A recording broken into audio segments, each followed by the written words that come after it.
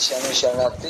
ಈ ಸ್ಥಾನ ಮಾಡಿದ ಎಲ್ಲಾ ಶರಣರಿಗೂ ಕೂಡ ಶರಣಾರ್ಥಿ ಸಲ್ಲಿಸಿ, ಈಗ ನಮ್ಮ ಗಡ್ಡಿಗಳು ಶ್ರೀ ಗುರು ವಚನೋಪದೇಶವನ್ನು ಆಡ್ಬೇಕಂತ ಗಡ್ಡಿಗಳಲ್ಲಿ ಕೇಳ್ಕೊತೀನಿ. ಓಂ ಶಿವಾರಿ. ಶರಣಾರ್ಥಿ.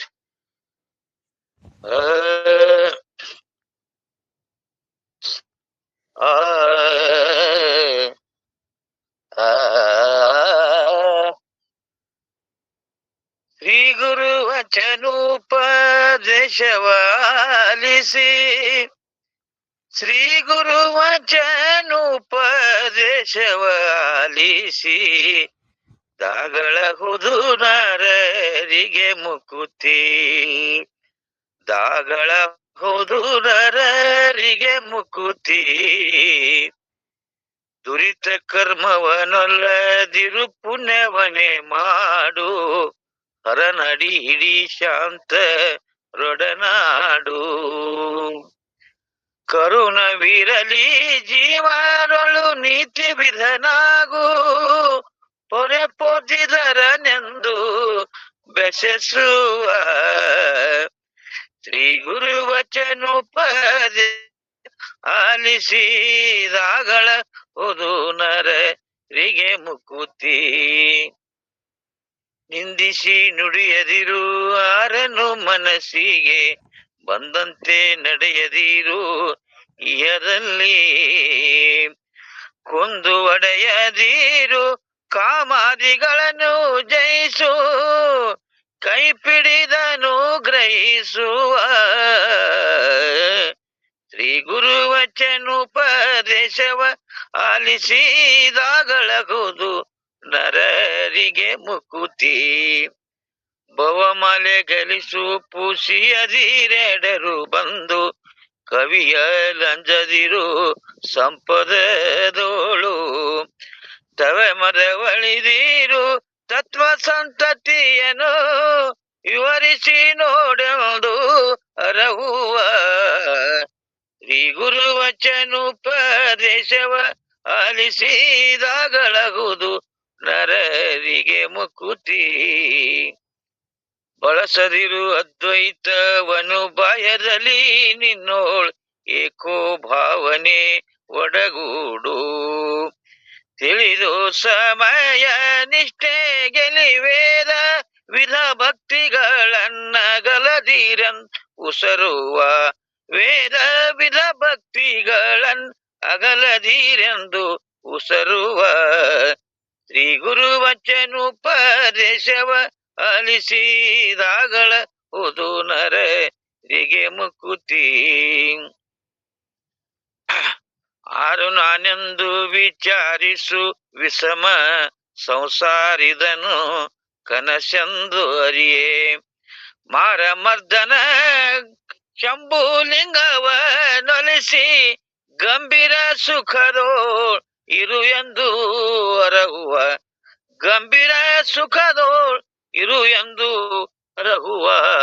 ಶ್ರೀ ಗುರು ವಚನೋಪದೇಶವ ಆಲಿಸಿದಾಗಳಗುವುದು ನರರಿಗೆ ಮುಕುತಿ. ನರರಿಗೆ ಮುಕುತಿ. ಎಲ್ಲ ಶರಣ ಬಂಧುಗಳಿಗೆ ಶರಣಾರ್ಥಿಗಳು. ಶರಣಾರ್ಥಿ. ಮಂಗಳಾರತಿ ಇದು ಸ್ತೋತ್ರ ಮಾಡಿದ ಶ್ರೀ ಗುರು ವಚನೋಪ ಸ್ತೋತ್ರ ಮಾಡಿದ ನಮ್ಮ ವಿಠಲ್ ಗಡ್ಡಿಗಳಿಗೂ ಕೂಡ ನಾಮಸ್ಮರಣೆ ಮಾಡಿದ ಎಲ್ಲಾ ಶರಣರಿಗೂ ಕೂಡ ಶರಣಾರ್ಥಿ ಸಲ್ಲಿಸಿ ಸತ್ಸಂಗದೊಳಗೆ ಪ್ರವೇಶವಾಗೋಣ. ಆತ್ಮೀಯರೇ, ಓಂ ನಮಃ ಶಿವಾಯ. ಓಂ ನಮಃ ಶಿವಾಯ. ಓಂ ನಮಃ ಶಿವಾಯ. ಓಂ ನಮಃ ಶಿವಾಯ. ಓಂ ಅಸತೋ ಮಾ ಸದ್ಗಮಯ ತಮಸೋ ಮಾ ಜ್ಯೋತಿರ್ಗಮಯ ಮೃತ್ಯೋರ್ಮಾ ಅಮೃತಂಗಮಯ. ಓಂ ಸಹನಾವವತು ಸಹನೌ ಭುನಕ್ತು ಸಹ ವೀರ್ಯಂ ಕರವಾವಹೈ ತೇಜಸ್ವಿನಾಮಧೀತಮಸ್ತು ಮಾ ವಿದ್ವಿಷಾವಹೈ. ಓಂ ಜ್ಞಾನ ಸಿದ್ಧಂ ತಪಸ್ಸಿದ್ಧಂ ಸರ್ವಸಿದ್ಧಂ ಶಿವಪ್ರದಂ ಸ್ವಯಂ ಸಿದ್ಧಂ ಅಹಂ ವಂದೇ ಸಿದ್ಧಾರೂಢ ಯತೀಶ್ವರಂ. ಸಿದ್ಧ ಸದ್ಗುರು ಪಾದಾಬ್ಜಂ ಜನನಿ ಜನಕಸ್ತತಾ ತತ್ವೋಪದೇಶಕರ್ತಾರಂ ನತ್ವಾ ಭಕ್ತಿ ಪುರಸ್ಸರಂ. ಓಂ ಅಖಂಡಾನಂದಾಯ ಬೋಧಾಯ ಶಿಷ್ಯ ಸಂತಾಪಹಾರಣೆ ಸಚ್ಚಿದಾನಂದ ರೂಪಾಯ ಸದ್ಗುರುವೇ ನಮಃ. ಓಂ ಪೂರ್ಣಮದಃ ಪೂರ್ಣಮಿದಂ ಪೂರ್ಣಾತ್ ಪೂರ್ಣಮುದಚ್ಯತೆ ಪೂರ್ಣಸ್ಯ ಪೂರ್ಣಮಾದಾಯ ಪೂರ್ಣಮೇವಾವಶಿಷ್ಯತೆ. ಓಂ ಶಾಂತಿ ಶಾಂತಿ ಶಾಂತಿ. ಓಂ ನಮಃ ಶಿವಾಯ. ಓಂ ಚಿದಂಬರ ಮಠಾಧೀಶಂ ಸಿದ್ಧಾರೂಢಯತೀಶ್ವರಂ ಶಿಷ್ಯ ಪ್ರಶಿಷ್ಯ ರೂಪೇಣ ಬೋಧಕಂ ಗುರುಮಾಶ್ರಯೇ ಯದಂಗ್ರಿ ಕಮಲ ದ್ವಂದ್ವಂ ತಾಪತ್ರ ನಿವಾರಕಂ ಶಾಂತೈಕ್ಯ ಪದದಂ ದೇವಂ ಸಿದ್ಧಾರೂಢಮಹಂ ಭಜೆ ಸಿದ್ಧಾರೂಢಮಹಂ ಭಜೆ. ಓಂ ನಮಃ ಶಿವಾಯ. ಬೆಳಗಿನ ಜಾವದ ಸತ್ಸಂಗದಲ್ಲಿ ಪರಮ ಪೂಜ್ಯರು ಲೋಕವನ್ನು ಉದ್ಧರಿಸಲು ಅವತರಿಸಿದ ಶಿವನ ಅವತಾರಿ ವೇದಾಂತ ಸಾರ್ವಭೌಮ ಜಗದ್ಗುರು ಸಿದ್ಧಾರೂಢ ಅಜ್ಜರ ಪಾದಗಳಿಗೆ ದೀರ್ಘದಂಡ ಪ್ರಣಾಮ ಸಲ್ಲಿಸುತ್ತಾ ಬಸವಾದಿ ಶರಣರಿಗೂ ದಾಸ ಪರಂಪರೆಗೂ ಸದ್ಗುರುನಾಥನಲ್ಲಿಯೂ ಕೂಡ ದೀರ್ಘದಂಡ ಪ್ರಣಾಮ ಸಲ್ಲಿಸಿ ಈ ಒಂದು ಬೆಳಗಿನ ಜಾವದ ಆನ್ಲೈನ್ ಸತ್ಸಂಗದಲ್ಲಿ ಆಗಮಿಸಿದ ಪುಣ್ಯಾತ್ಮರೇ ಧನ್ಯಾತ್ಮರೇ ತಮ್ಮ ಶರಣೆಯರ ಪಾದಗಳಿಗೂ ಕೂಡ ಹಣಿ ಹೆಚ್ಚಿ ನಮಸ್ಕರಿಸಿ ಈ ಸತ್ಸಂಗದೊಳಗ ಪ್ರವೇಶವಾಗೋಣ. ಆತ್ಮೀಯರೇ, ಎಲ್ಲರಿಗೂ ಶರಣಾರ್ಥಿಗಳು. ಓಂ ನಮಃ ಶಿವಾಯ. ಇಲ್ಲಿ ನಿಜಗುಣರಿಂದ ವಿರಚಿತವಾದ ಶ್ರೇಷ್ಠವಾದಂತ ಕೈವಲ್ಯ ಪದ್ಧತಿ ಎಂಬ ಗ್ರಂಥವನ್ನ ಆಧಾರವಾಗಿಟ್ಟುಕೊಂಡು ಮೋಕ್ಷಕ್ಕೆ ಹೋಗಲಾಕ ಯಾವ ದಾರಿಲಿಂದ ಹೋದ್ರ ಮೋಕ್ಷದ ಊರು ಸಿಗ್ತದ ಅನ್ನುವಂಥದ್ದನ್ನು ಒಂದು ಉದ್ದೇಶ ಇಟ್ಕೊಂಡು ಎಲ್ಲರೂ ಕೂಡ ಬಯಕೆ ಏನದಂದ್ರ ಇಲ್ಲೆಲ್ಲರಲ್ಲಿಯೂ ಬಯಕೆ ಅದ, ಎಲ್ಲರೂ ಕೂಡ ಬದುಕಬೇಕು ಅಂತ ಬಯಕದ. ಆದರೆ ಬದುಕಿನಿಂದ ಕೊನೆ ಏನಾಗ್ತದ ಅನ್ನೋದು ಗೊತ್ತಿಲ್ಲ. ಆದ್ರೆ ಇಲ್ಲಿ ನಿಜಗುಣರ ಏನು ಬಯಕೆ ಇಟ್ಟಾರಂದ್ರ ಯಾರು ಈ ಮಾರ್ಗದಿಂದ ಹೋಗ್ತಾರ, ವಿವೇಕ ವೈರಾಗ್ಯ ಶಮಾಧಿ ಸಂಪತ್ತು ಎಂಬ ಮಾರ್ಗದಿಂದ ಜ್ಞಾನದ ಮಾರ್ಗದಿಂದ ಹೋಗ್ತಾರ, ಅವ್ರಿಗೆ ಏನಾಗ್ತದಂದ್ರ ಮೋಕ್ಷ ಎಂಬುದು ಘನ ಪದವಿ ದೊರೀತದ.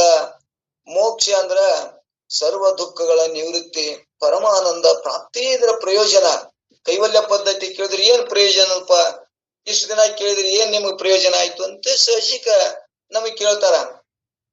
ಇವತ್ತ ನಾವು ಎಲ್ಲೇ ಒಂದು ಪ್ರವಾಸಕ್ಕೆ ಹೋಗಿ ಬರ್ಲಿ, ಒಂದ್ ಯಾವ್ದೋ ಸಾಧನೆ ಮಾಡಿದಾಗ ಅದನ್ನು ಜನ ಕೇಳ್ತಾರ, ಹೆಂಗ್ ಮಾಡ್ದಪ್ಪ ಇಷ್ಟು ಸಾಧನೆ, ನೀರ ಇಷ್ಟು ಸಣ್ಣ ಇಂತ ದೊಡ್ಡ ಸಾಧನೆ ಮಾಡಿದಲ್ಲ ಅಂತೇಳಿ ನಮ್ ಜನ ಹೊಗಳ್ತಾರ, ಕೊಂಡಾಡ್ತಿರ್ತಾರ. ಆದ್ರೆ ಇಲ್ಲಿಯೂ ಕೂಡ ನಮ್ಮನ್ನ ಕೇಳ್ತಾರ, ಏನಪ್ಪ ಇಷ್ಟು ವರ್ಷ ಶಾಸ್ತ್ರ ಕೇಳಿದೆ, ಏನ್ ಪ್ರಯೋಜನ ಅದ, ಏನ್ ನಮ್ಗತಿನೇ ಏನ್ ಬ್ಯಾರೆ ಆಗಿಯ, ಏನಾಗಿ ಅಂತ ಕೇಳ್ತಾರ. ಆದ್ರೆ ಒಳಗಿರುವಂತ ಚೇತನ ಜ್ಞಾನವನ್ನ ಮಾಡ್ಕೊಂಡಾಗ ನಮ್ಗೇನಾಗ್ತದಲ್ಲಿ, ಚೇತನ ನಾನು ಆತ್ಮನೇ ಇದೀನಿ ಅನ್ನುವಂತ ವಿಚಾರ ನನಗೆ ಹೊಳಿತು, ಜ್ಞಾನ ಆಯ್ತು ಅಂದ್ರ ಶರೀರ ಇರ್ತದ, ಶರೀರ ನಾಶ ಆಗ್ತದ. ಒಳಗಿರುವ ಚೇತನ ಮಾತ್ರ ನಾನು ಅಂದಾಗ ನನಗ ನಾಶ ಇಲ್ಲ, ನಾನು ಆತ್ಮನೇ ಇದೀನಿ, ಆತ್ಮ ನಾನು ಅದೀನಿ ಅನ್ನುವಂತ ನನಗ ಅರಿವಿಗೆ ಬತ್ತು ಅಂದ್ರ ನಮಗೇನಾಗ್ತದ, ಮೋಕ್ಷವನ್ನು ಹೊಂದುತ್ತೇವೆ. ಮೋಕ್ಷ ಅಂದ್ರ ಸರ್ವ ದುಃಖಗಳ ನಿವೃತ್ತಿ, ಪರಮಾನಂದ ಪ್ರಾಪ್ತಿಯೇ ನಮಗಿಲ್ಲಿ ಪ್ರಯೋಜನ ಅದ ಅನ್ನುವಂಥದ್ದನ್ನ ತಿಳ್ಕೊಂಡು ನಾವೆಲ್ಲರೂ ಕೂಡ ಬೆಳಗ್ಗೆ ಎದ್ದು ಭಜಿಸ್ತೇವೆ, ಪರಮಾತ್ಮನನ್ನ ಭಜಿಸ್ತಾಗತ್ತೇವೆ. ಇದು ಸಾಮಾನ್ಯರಿಗೆ ಕೂಡ ನಾಮಸ್ಮರಣೆ ಮಾಡಕ್ ಸಾಧ್ಯ ಅದನ್ನು ಅಂದ್ರ ಸಾಮಾನ್ಯ ವರ್ಗಕ್ಕೆ ನಾಶ ಇಲ್ಲ. ನಾವು ಅನಂತ ಜನ್ಮಗಳ ಪುಣ್ಯದ ಫಲದಿಂದ ನಮ್ಗ ನಾಮಸ್ಮರಣೆ, ಸತ್ಸಂಗ, ಶರಣರ ಸಂಘ, ಪರಮಾತ್ಮನ ಚಿಂತನೆ, ನನ್ನೊಳಗಿರುವಂತ ಪರಮಾತ್ಮನ ಜ್ಞಾನವನ್ನು ಮಾಡ್ಕೊಂಡು ನಾವು ಏನಂದ್ರ ಶ್ರೇಷ್ಠವಾದ ಘನ ಪದವಿ ಯಾವುದಂದ್ರ ಮೋಕ್ಷ, ಮುಕ್ತಿ ಎಂಬುದನ್ನ ನಾವಿಲ್ಲಿ ಪಡ್ಕೊಳಕ್ ಬರ್ತದ. ಮುಕ್ತಿ ಹೊರಗಿಲ್ಲ, ಪಡಿದಿಲ್ಲ. ನಮಗ ನಮಗ್ ಏನಾಗ್ಯದ ಅಂದ್ರೆ ಮರು ಆಗ್ಯದ. ನಾವು ಮುಕ್ತ ಸ್ವರೂಪನೇ ಪರಮಾತ್ಮನೇ ಇದೀವಿ. ಆದ್ರೂ ನಮ್ಗೆ ಏನಾಗ್ಯದ, ಈ ದೇಹಾದಿಯವರ ಜೊತೆ ಕೂಡಿ ದೇಹವೇ ನಾನಂದ ಸಂಬಂಧ ನಮ್ಗೆ ಏನಾಗ್ಯದ, ಮರು ಆಗ್ಯದ. ಆ ಮರುವನ್ನ ಏನ್ ಮಾಡ್ತಾನಂದ್ರೆ ಈ ಪರಮಾತ್ಮನ ಚಿಂತನೆ ಮತ್ತೆ ಮರಳಿ ಮಾಡುವುದರಿಂದ, ಗುರು ಮುಖಾಂತರ ನಾವು ಅಭ್ಯಾಸ ಮಾಡುವುದರಿಂದ ಮರೆತಂತ ನಮ್ಮ ಅರು ಮತ್ತ ಮರಿ ಆಗ್ತದ. ಅಜ್ಞಾನ ಮರಿಯಾಗಿ ಮೋಕ್ಷ ಎಂಬುದು ಅಂದ್ರ ನನ್ನ ಆತ್ಮ ಸ್ವರೂಪದ ಸ್ಮರಣ ಆಗ್ತದ. ಮರುವಾಗ್ಯದ, ಅದು ಸ್ಮರಣೆ ಆಗ್ತದ ಅನ್ನುವಂಥದ್ದನ್ನ ನಾವಿಲ್ಲಿ ದಿನ ಚಿಂತನೆ ಮಾಡ್ತೇವೆ. ಈ ಚಿಂತನದ ಫಲ ಸರ್ವ ದುಃಖಗಳ ನಿವೃತ್ತಿ, ಪರಮಾನಂದ ಪ್ರಾಪ್ತಿಯೇ ಇದರ ಫಲ ಅನ್ನುವಂಥದ್ದನ್ನ ಉದ್ದೇಶ ಇಟ್ಟುಕೊಂಡು ಇಲ್ಲಿ ನಾವು ಶಾಸ್ತ್ರ ಕೇಳ್ತೇವೆ.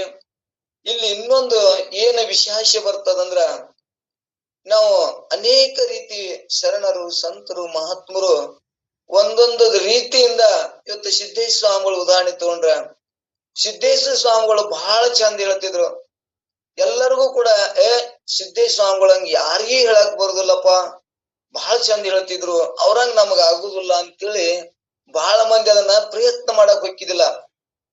ಆದ್ರ ಮತ್ತೊಬ್ರು ಏನೋ ಒಂದ ದಾಟಿಯಿಂದ ಹೇಳ್ತಿರ್ತಾರ, ಆದ್ರೆ ಅವ್ರಂಗ ಆಗುದಿಲ್ಲ ಅನ್ನುವಂಥದ್ದನ್ನ ಹೇಳಿ ಅವರನ್ನ ಹಿಂದಕ್ಕೆ ಸರಿತಿರ್ತಾರ. ಆದ್ರೆ ಯಾಕವನ ಆ ಸಿದ್ದೇಶ್ವರ ಸ್ವಾಮಿಗಳಲ್ಲಿ ವಾಣಿ ತಪಸ್ಸಿತ್ತು.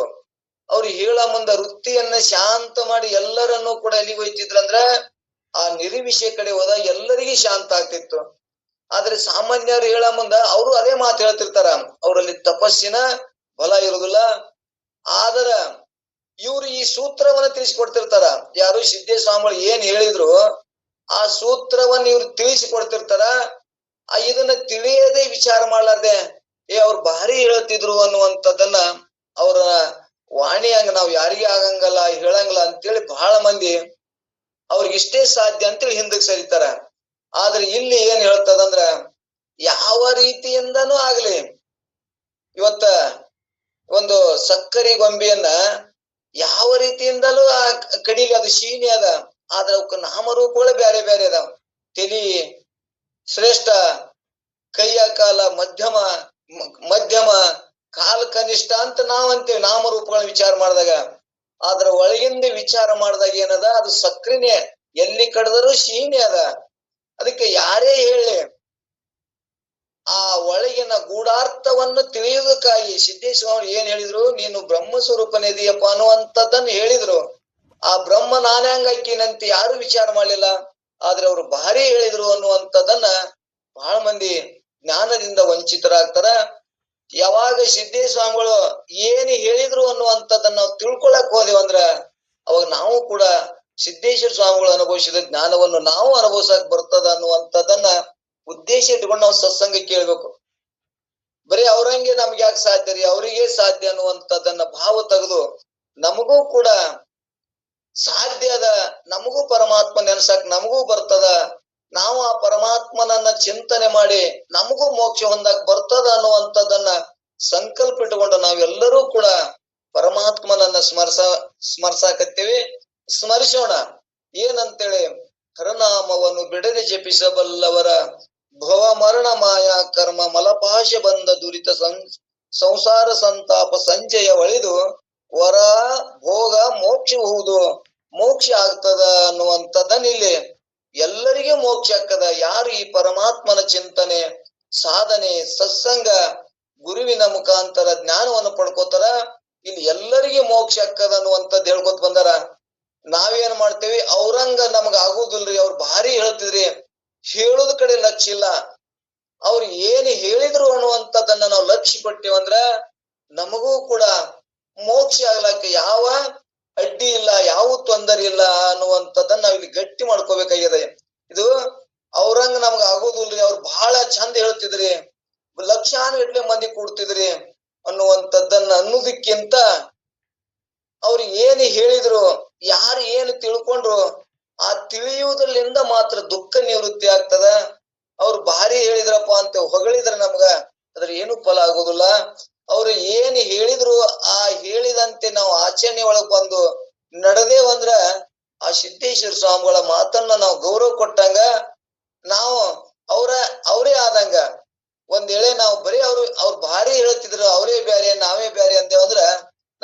ಮೋಕ್ಷ ಆಗುದಿಲ್ಲ.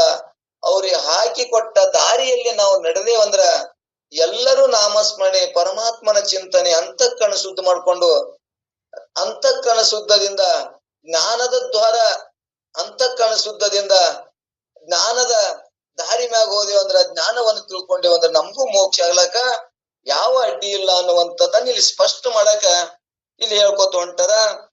ಭಕ್ತರ ಸಕಲ ಪಾಪಗಳನ್ನು ಹರಣ ಮಾಡುವಂತ ಪರಮಾತ್ಮನಿಗೆ ಹರ ಎಂದು ಹೆಸರು ಬಂದದ ಅನ್ನುವಂಥದ್ದನ್ನ ಹೇಳ್ಕೊತ ಬಂದೇವು ನಿನ್ನೆ. ಹಿಂಗ ಯಾರು ಬಿಟ್ಟು ಬಿಡದೆ ಪರಮಾತ್ಮನ ನಾಮಸ್ಮರಣೆ ಮಾಡ್ತಾರ, ಬಿಟ್ಟು ಬಿಡದೆ ಯಾರು ಸತ್ಸಂಗ ಮಾಡ್ತಾರ, ಅವ್ರ ಅಂತಃಕರಣ ಶುದ್ಧ ಆಗ್ತದ. ಪಾಪ ಮಲದೋಷ ಮತ್ತು ಆವರಣ ದೋಷ ನಿವಾರಣೆ ಆಗ್ತದ ಅನ್ನುವಂಥದ್ದನ್ನ ಇಲ್ಲಿ ಹೇಳ್ಕೊತ ಬಂದಾರ. ಇಲ್ಲಿ ಮಲದೋಷ ಹೋಯ್ತು ಅಂದ್ರ ಇಲ್ಲಿ ವಿಕ್ಷೇಪ ದೋಷ ಒಂದು ಮುಂದ ಧ್ಯಾನದಿಂದ ಮತ್ತು ಒಂದು ಯೋಗದಿಂದ ಕಳ್ಕೊಳಕ್ ಬರ್ತದ. ಆ ವಿಕ್ಷೇಪ ದೋಷ ಆಯ್ತಂದ್ರ ಆವರಣ ದೋಷ, ಸದ್ಗುರುನಾಥ ಇವು ಸ್ವಚ್ಛ ಇದಾಗ ಬೀಜವನ್ನು ಬಿತ್ತಿದ್ರ ಹೊಲ ಸ್ವಚ್ಛ ಇದ್ದಲ್ಲಿ ಬೀಜವನ್ನು ಬಿತ್ತಿದ್ರೆ ಹೆಂಗ್ ಫಲ ಬರ್ತದ.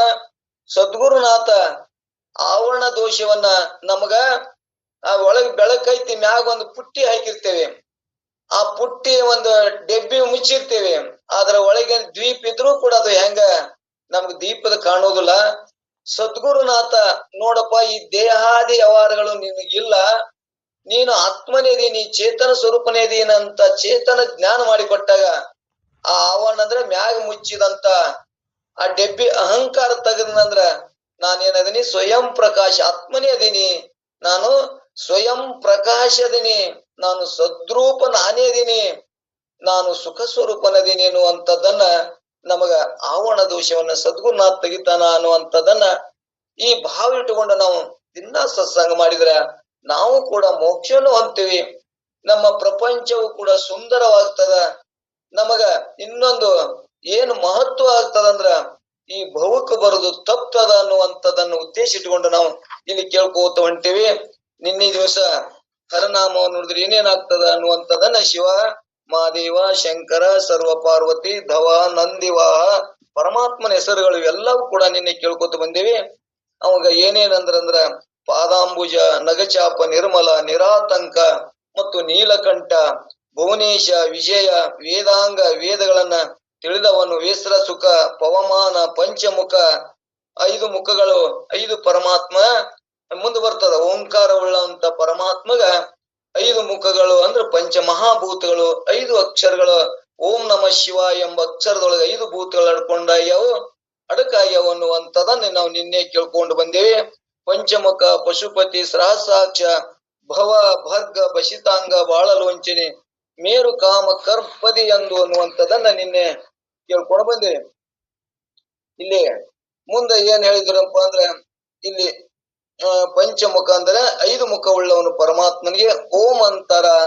1 ಮುಖವನ್ನುಂಟು, ಮುಖದಿಂದಲೇ ಅವನ ಪರಮಾತ್ಮನಿಗೆ ಓಂ ಅನ್ನುವಂಥದ್ದನ್ನ ಇಲ್ಲಿ ಹೆಸರದ. ಆ ಓಂಕಾರ ಮುಖದಿಂದ, ಓಂಕಾರದಿಂದ ಇಲ್ಲಿ 5 ಭೂತಗಳು ಹುಟ್ಟುದು ಅನ್ನುವಂಥದ್ದನ್ನ ಮುಂದೆ ಹೇಳ್ಕೊತ ಹೋಗ್ತಾರ. ಆ ಮುಖದಿಂದಲೇ ಸದೋಜಾತ, ವಾಮದೇವ, ಅಘೋರ, ಸತ್ಪುರುಷ, ಈಶಾನ್ ಎಂಬ 5 ಮುಖಗಳಲ್ಲಿ ಉತ್ಪನ್ನ ಆಗ್ತಾವು. ಈ ಪ್ರಕಾರ ಪರಮಾತ್ಮನಿಗೆ ಪಂಚಮುಖ ಇರುವುದರಿಂದ ಅವಾಗೇನಂದ್ರು ಪಂಚಮುಖಿ ಎಂದು ಹೆಸರು ಬಂತು ಅಂತೇಳಿ ನಾವು ಕೇಳ್ಕೊಂತ ಬಂದೇವಿ.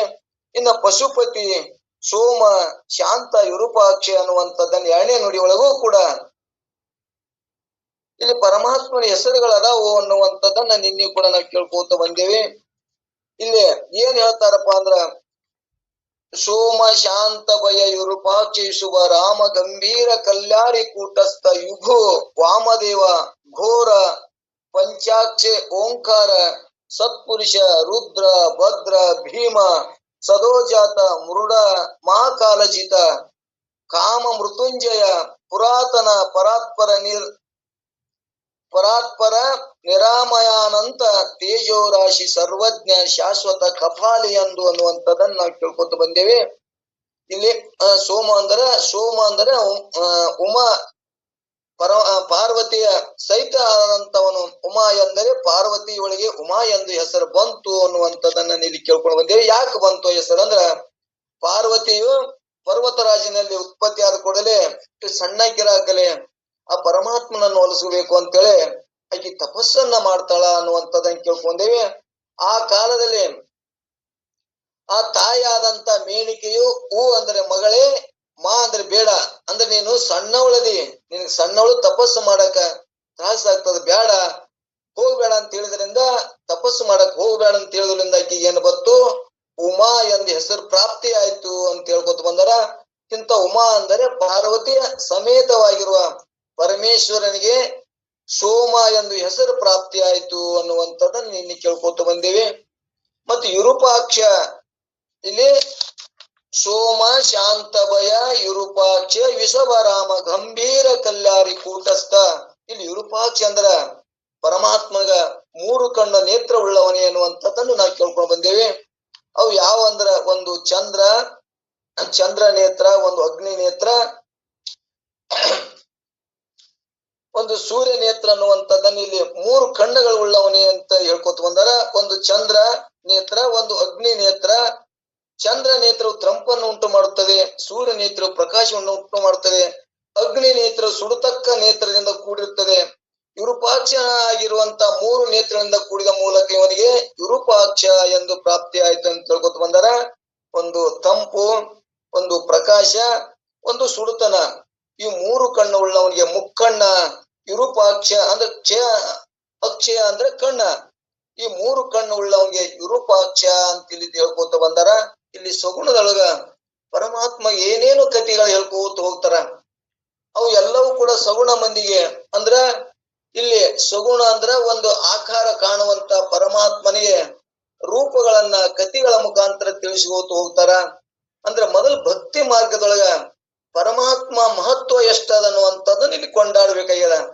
ಮುಂದೆ ಬರ್ಬರ್ತ ಅಲ್ಲಿ ಏನಪ್ಪಾ ಅಂದ್ರೆ ನಿರ್ಗುಣವನ್ನ ಹೇಳುವಾಗ, ಸಗುಣ ಮತ್ತು ನಿರ್ಗುಣ ಹೇಳುವಾಗ ಇವೆಲ್ಲವನ್ನು ಅಳದೆಳೆದು ನೀನೇ ಪರಮಾತ್ಮನಿದಿ, ನಿನ್ನೊಳಗಿರುವಂತ ಚೇತನ ಎಲ್ಲಕ್ಕೂ ಅಧಿಷ್ಠಾನ, ನೀನು ಒಬ್ಬನೇ ಇದಿ, ಒಬ್ಬನೇ ಪರಮಾತ್ಮ ಅನ್ನುವಂಥದ್ದನ್ನಲ್ಲಿ ನಿರ್ಗುಣದೊಳಗ ಗಟ್ಟಿ ಮಾಡಿ, ಮುಂದ ಅದನ್ನೇ ಕೂಡ ಸಗುಣ ನಿರ್ಗುಣದೊಳಗ ಪರಮಾತ್ಮ ಸಗುಣನು ಅದನ, ನಿರ್ಗುಣ ಒಳಗನು ಅದನ, ಹೊರಗನು ಅದನ, ಅವ ಪರಿಪೂರ್ಣ ಅದಾನ ಅನ್ನುವಂಥದ್ದನ್ನ ನಮಗೆ ಶಾಸ್ತ್ರ ಕೊನೆಗೆ ಪರಮಾತ್ಮ ಅವ ಸತ್ಯ ಅದನ, 3 ಕಾಲದಾಗ ಅದನ, ಅವ ಸ್ವಯಂ ಪ್ರಕಾಶನದನ, ಪರಮಾತ್ಮ ಆನಂದ ಸ್ವರೂಪನದನ, ಅವ ನಿತ್ಯ ಅದನ, ಮತ್ತವ ಹೆಂಗದನ ಪರಿಪೂರ್ಣ ಅದನ.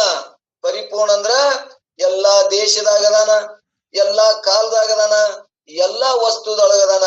ಅವ ಹೆಂಗದನ ಪರಮಾತ್ಮ ಪರಿಪೂರ್ಣ ಅದನ. ಪರಿಪೂರ್ಣ ಜ್ಞಾನ ಆಯ್ತು ಅಂದ್ರ ಎಲ್ಲವೂ ಕೂಡ ಬ್ರಹ್ಮಮಯ ಜಗತ್ತು.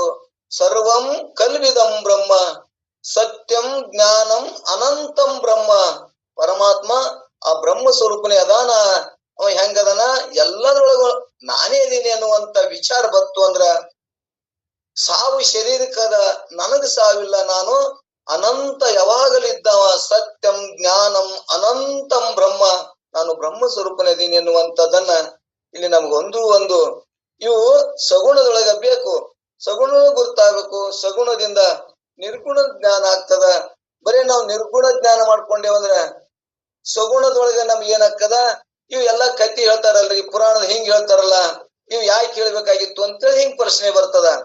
ಅದಕ್ಕೆ ಇಲ್ಲಿ ಏನಾಗ್ತಾರಂದ್ರ ಅಧಿಕಾರಿ ಅನುಗುಣವಾಗಿ, ಇಲ್ಲಿ ಅಧಿಕಾರಿಗಳು ಯಾವ್ರಪ್ಪ ಅಂದ್ರ ಮಧ್ಯಮ, ಕನಿಷ್ಠ, ಮಧ್ಯಮ ಮತ್ತು ಉತ್ತಮ.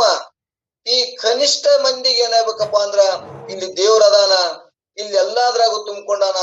ನೀನು ಹಿಂಗ ಸತ್ಯವನ್ನ ನುಡಿ, ಹಿಂಗೇಳಿ ದೇವರ ಭಯವನ್ನ ಹೊಂದಿಸಿ ಆ ದೇವರ ಜ್ಞಾನವನ್ನು ಮಾಡಿಕೊಟ್ಟಾಗ ಅವಾಗೇನಾಗ್ತದ, ದೇವರು ನನ್ನೊಳಗ ಎಲ್ಲದ್ರೊಳಗ ಅದಾನ, ನಾನ್ ಏನು ಮಾಡ್ತೀನಿ ಅವ್ ಎಲ್ಲವನ್ನೂ ನೋಡ್ತಾನ ಅನ್ನುವಂಥದ್ದನ್ನ, ನಾನೇ ಎಲ್ಲವನ್ನ ಅರಿತೀನಿ ಅಂದ್ರ ನಾನೇ ನಿರ್ಗುಣ ಸ್ವರೂಪ ಆತ್ಮ, ನಾನೇ ಇದೀನಿ ಅನ್ನುವಂಥದ್ದನ್ನ ನಮಗ್ ಮುಂದೆ ಒಂದು ತಿಳ್ಕೋತ ಹೋದಾಗ ಬರ್ತದ. ಇಲ್ಲಿ ನಾವು ಯಾವುದೂ ಅಲ್ಲಗಳಿದಿಲ್ಲ. ಸಗುಣದೊಳಗೂ ಅವನೇ ಅದಾನ, ನಿರ್ಗುಣದೊಳಗೂ ಅವನೇ ಅದಾನ, ಹೊರಗೂ ಅವನೇ ಅದಾನ, ಒಳಗೂ ಅವನೇ ಅದಾನ. ಎಲ್ಲವನ್ನು ಸೃಷ್ಟಿ ಮಾಡಿದವ ಆ ಪರಮಾತ್ಮ ಓಂಕಾರ ಸ್ವರೂಪನಾದ ಓಂ ಎಂಬ ಪರಮಾತ್ಮ ಇವು ಎಲ್ಲ ತಾನೇ ಮಹತ್ವ ಇಲ್ಲಿ ಮುಂದೆ ಹೇಳ್ತಾರ. ಆ ತಾನು ಮಹತ್ವವನ್ನ ಸೃಷ್ಟಿ ಮಾಡಿದ. ಮಹತ್ವದಿಂದ ಅಲ್ಲಿ ಏನ್ ಹುಡುಗಪ್ಪ ಅಂದ್ರ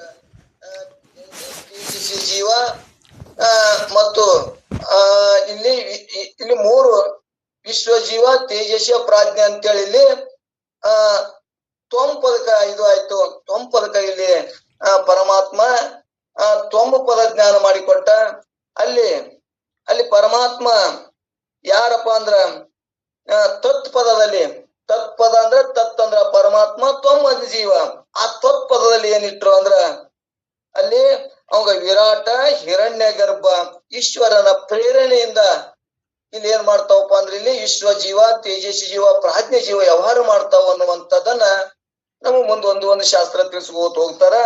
ಇಲ್ಲಿ ಏನ್ ಹೇಳ್ಬೇಕಾಗ್ಯದಂದ್ರ, ನಮ್ಗೆ ಏನ್ ಬೇಕಾಗ್ಯದಂದ್ರ ಮೂರು ಕಣ್ಣುಳ್ಳವನು ಪರಮಾತ್ಮ ಅದನ, ಚಂದ್ರ ಉಳ್ಳವನು, ಪ್ರಕಾಶ ಉಳ್ಳವನು, ತಂಪನ್ನು ಕೊಡುವವನು, ಪ್ರಕಾಶವನ್ನು ಕೊಡುವವನು, ಮತ್ತು ಸುಡುತನವನ್ನು ಸುಡುತನ ಅಂದ್ರ ನೇತ್ರದಿಂದ ಈ ಕಾಲಾರಿ ಕೂಟಸ್ಥ ಅಂದ್ರ ಕಾಲಾರಿ ಅಂದ್ರ ಈ ಏನ ಕಾಲ ಅದಲ್ಲ,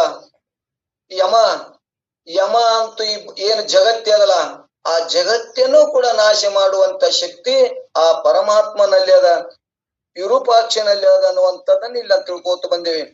ಅಂದ್ರ ಈ ಕಾಲನ್ನು ಕೂಡ ಅವ ಸಂಹಾರ ಮಾಡ್ತಾನ. ಹೆಂಗಪ್ಪ ಅಂದ್ರ ಅವ ನದಿಗಳನ್ನ ಬತ್ತಿಸ್ತಾನ, ಮತ್ತು ನೀರನ್ನ ಬತ್ತಿಸ್ತಾನ, ಮತ್ತು ಈ ಪರ್ವತಗಳನ್ನು ಕೂಡ ಮೇಮಿ ಏನಾಗ್ತಾವ ನೋಡ್ತೇವೆ. ಅತಿ ಮಳಿ ಬಂದಾಗ ಅವು ಏನಾಗ್ತಾವ ಕತ್ತರಿಸಿ ಬೀಳ್ ಹೋಗ್ತಾವ. ಅವು ಎಲ್ಲವೂ ಕೂಡ ಏನಾಗ್ತದ ಒಂದ್ ದಿವ್ಸ ಎಲ್ಲಾ ಜೀವರಾಶಿಗಳು ಕೂಡ ನಾಶ ಆಗ್ತಾವು. ಅದಕ್ಕ ಆ ಪರಮಾತ್ಮ ಎಲ್ಲವೂ ಸಂಹಾರ ಮಾಡೋದ್ರಿಂದ ಅವ್ ಏನಂದ್ರ ಕಾಲಹಾರಿ ಅನ್ನುವಂಥದ್ದನ್ನ ಹೆಸರು ಕೊಟ್ಟಾರ. ಇವತ್ತ ಭಗವದ್ಗೀತದ ಕೂಡ ಈ ಬ್ರಹ್ಮ ಭುವನಾಲೋಕ ಪುನರಾವರ್ತನಿ ಅರ್ಜುನ ಅಂದ್ರ ಈ ಬ್ರಹ್ಮ ಲೋಕನ್ನು ನಾನು ಕೂಡ ಬದಲಾವಣೆ ಮಾಡ್ತೀನಿ. ಆದರೆ ಯಾರು ನನ್ನನ್ನ ಆಶ್ರಯ ಮಾಡ್ತಾರ, ಯಾರು ನನ್ನನ್ನ ತಿಳಿತಾರ ಅವ್ರಿಗೆ ಮಾತ್ರ ನಾಶ ಇಲ್ಲ. ಈ ಉಳ್ಕಾದ ಎಲ್ಲಾ ಲೋಕಗಳು ಸೂರ್ಯ ಚಂದ್ರ ನನಗೆ ಹೆಂಗ ಬೇಕಂಗ ನಾ ಚೇಂಜ್ ಮಾಡ್ಕೊಂಡು ಮತ್ತ ನನ್ನ ವ್ಯವಹಾರಕ್ಕೆ ನಾನು ವ್ಯವಹಾರಕ್ಕೆ ನಾವು ಹೆಂಗ ಏನೇನು ಮನಿ ಕಟ್ಸ್ಕೊಂಡು ಹೆಂಗ ನಾವ್ ವ್ಯವಹಾರ ಮಾಡ್ತೀವಿ, ಹಂಗ ಪರಮಾತ್ಮನು ಕೂಡ ಈ ಲೋಕವನ್ನ ಮತ್ತೆ ಚೇಂಜ್ ಮಾಡಿ ತನಗ ಅನುಕೂಲ ಆಗುವಂಗ ಮತ್ತ ಅವ್ರನ್ನ ಜೀವರಾಶಿಗಳನ್ನ ಎಲ್ಲಾ ಜೀವರಾಶಿಗಳು ಹೆಂಗ ರಾತ್ರಿ ಒಳಗ ಎಲ್ಲವೂ ಮಲಗಿರ್ತದ, ಹಂಗ ಬೀಜ ರೂಪದೊಳಗೆ ಎಲ್ಲಾ ಜೀವರಾಶಿಗಳು ಕೂಡ ಅಲ್ಲಿ ಅವ್ಯಕ್ತ ಆಗಿರ್ತಾವು. ಮತ್ತ ಭಗವಂತ ಆ ಸೃಷ್ಟಿಯನ್ನು ತಯಾರು ಮಾಡಿದಾಗ ಮತ್ತ ಅವು ಎಲ್ಲಾ ಜೀವರಾಶಿಗಳು ಕರ್ಮ ಎಂಬುದು ಇರ್ತಾವಲ್ಲ, ಆ ಕರ್ಮವನ್ನ ತಗೊಂಡು ಮತ್ತೆ ಜೀವರಾಶಿಗಳು ಉತ್ಪನ್ನ ಆಗ್ತಾವು. ಆದ್ರ ಅವಕ್ಕ ನಾಶ ಇಲ್ಲ ಅನ್ನುವಂಥದ್ದನ್ನ ಇಲ್ಲಿ ಹೇಳ್ಕೊಳ್ಳುವಂತ ಉದ್ದೇಶದ. ಯಾರು ಇಂತ ಜ್ಞಾನವನ್ನ ಮಾಡ್ಕೊಂಡು ಪರಮಾತ್ಮನನ್ನು ತಿಳ್ಕೊತಾರ ಅವರಿಗೆ ನಾಶ ಇಲ್ಲ, ಅವರಿಗೆ ಸಾವಿಲ್ಲ, ಅವರಿಗೆ ಮಾತ್ರ ಹುಟ್ಟಿಲ್ಲ. ಆ ಪರಮಾತ್ಮ ಸ್ವರೂಪನೇ ಆಗ್ತಾರ.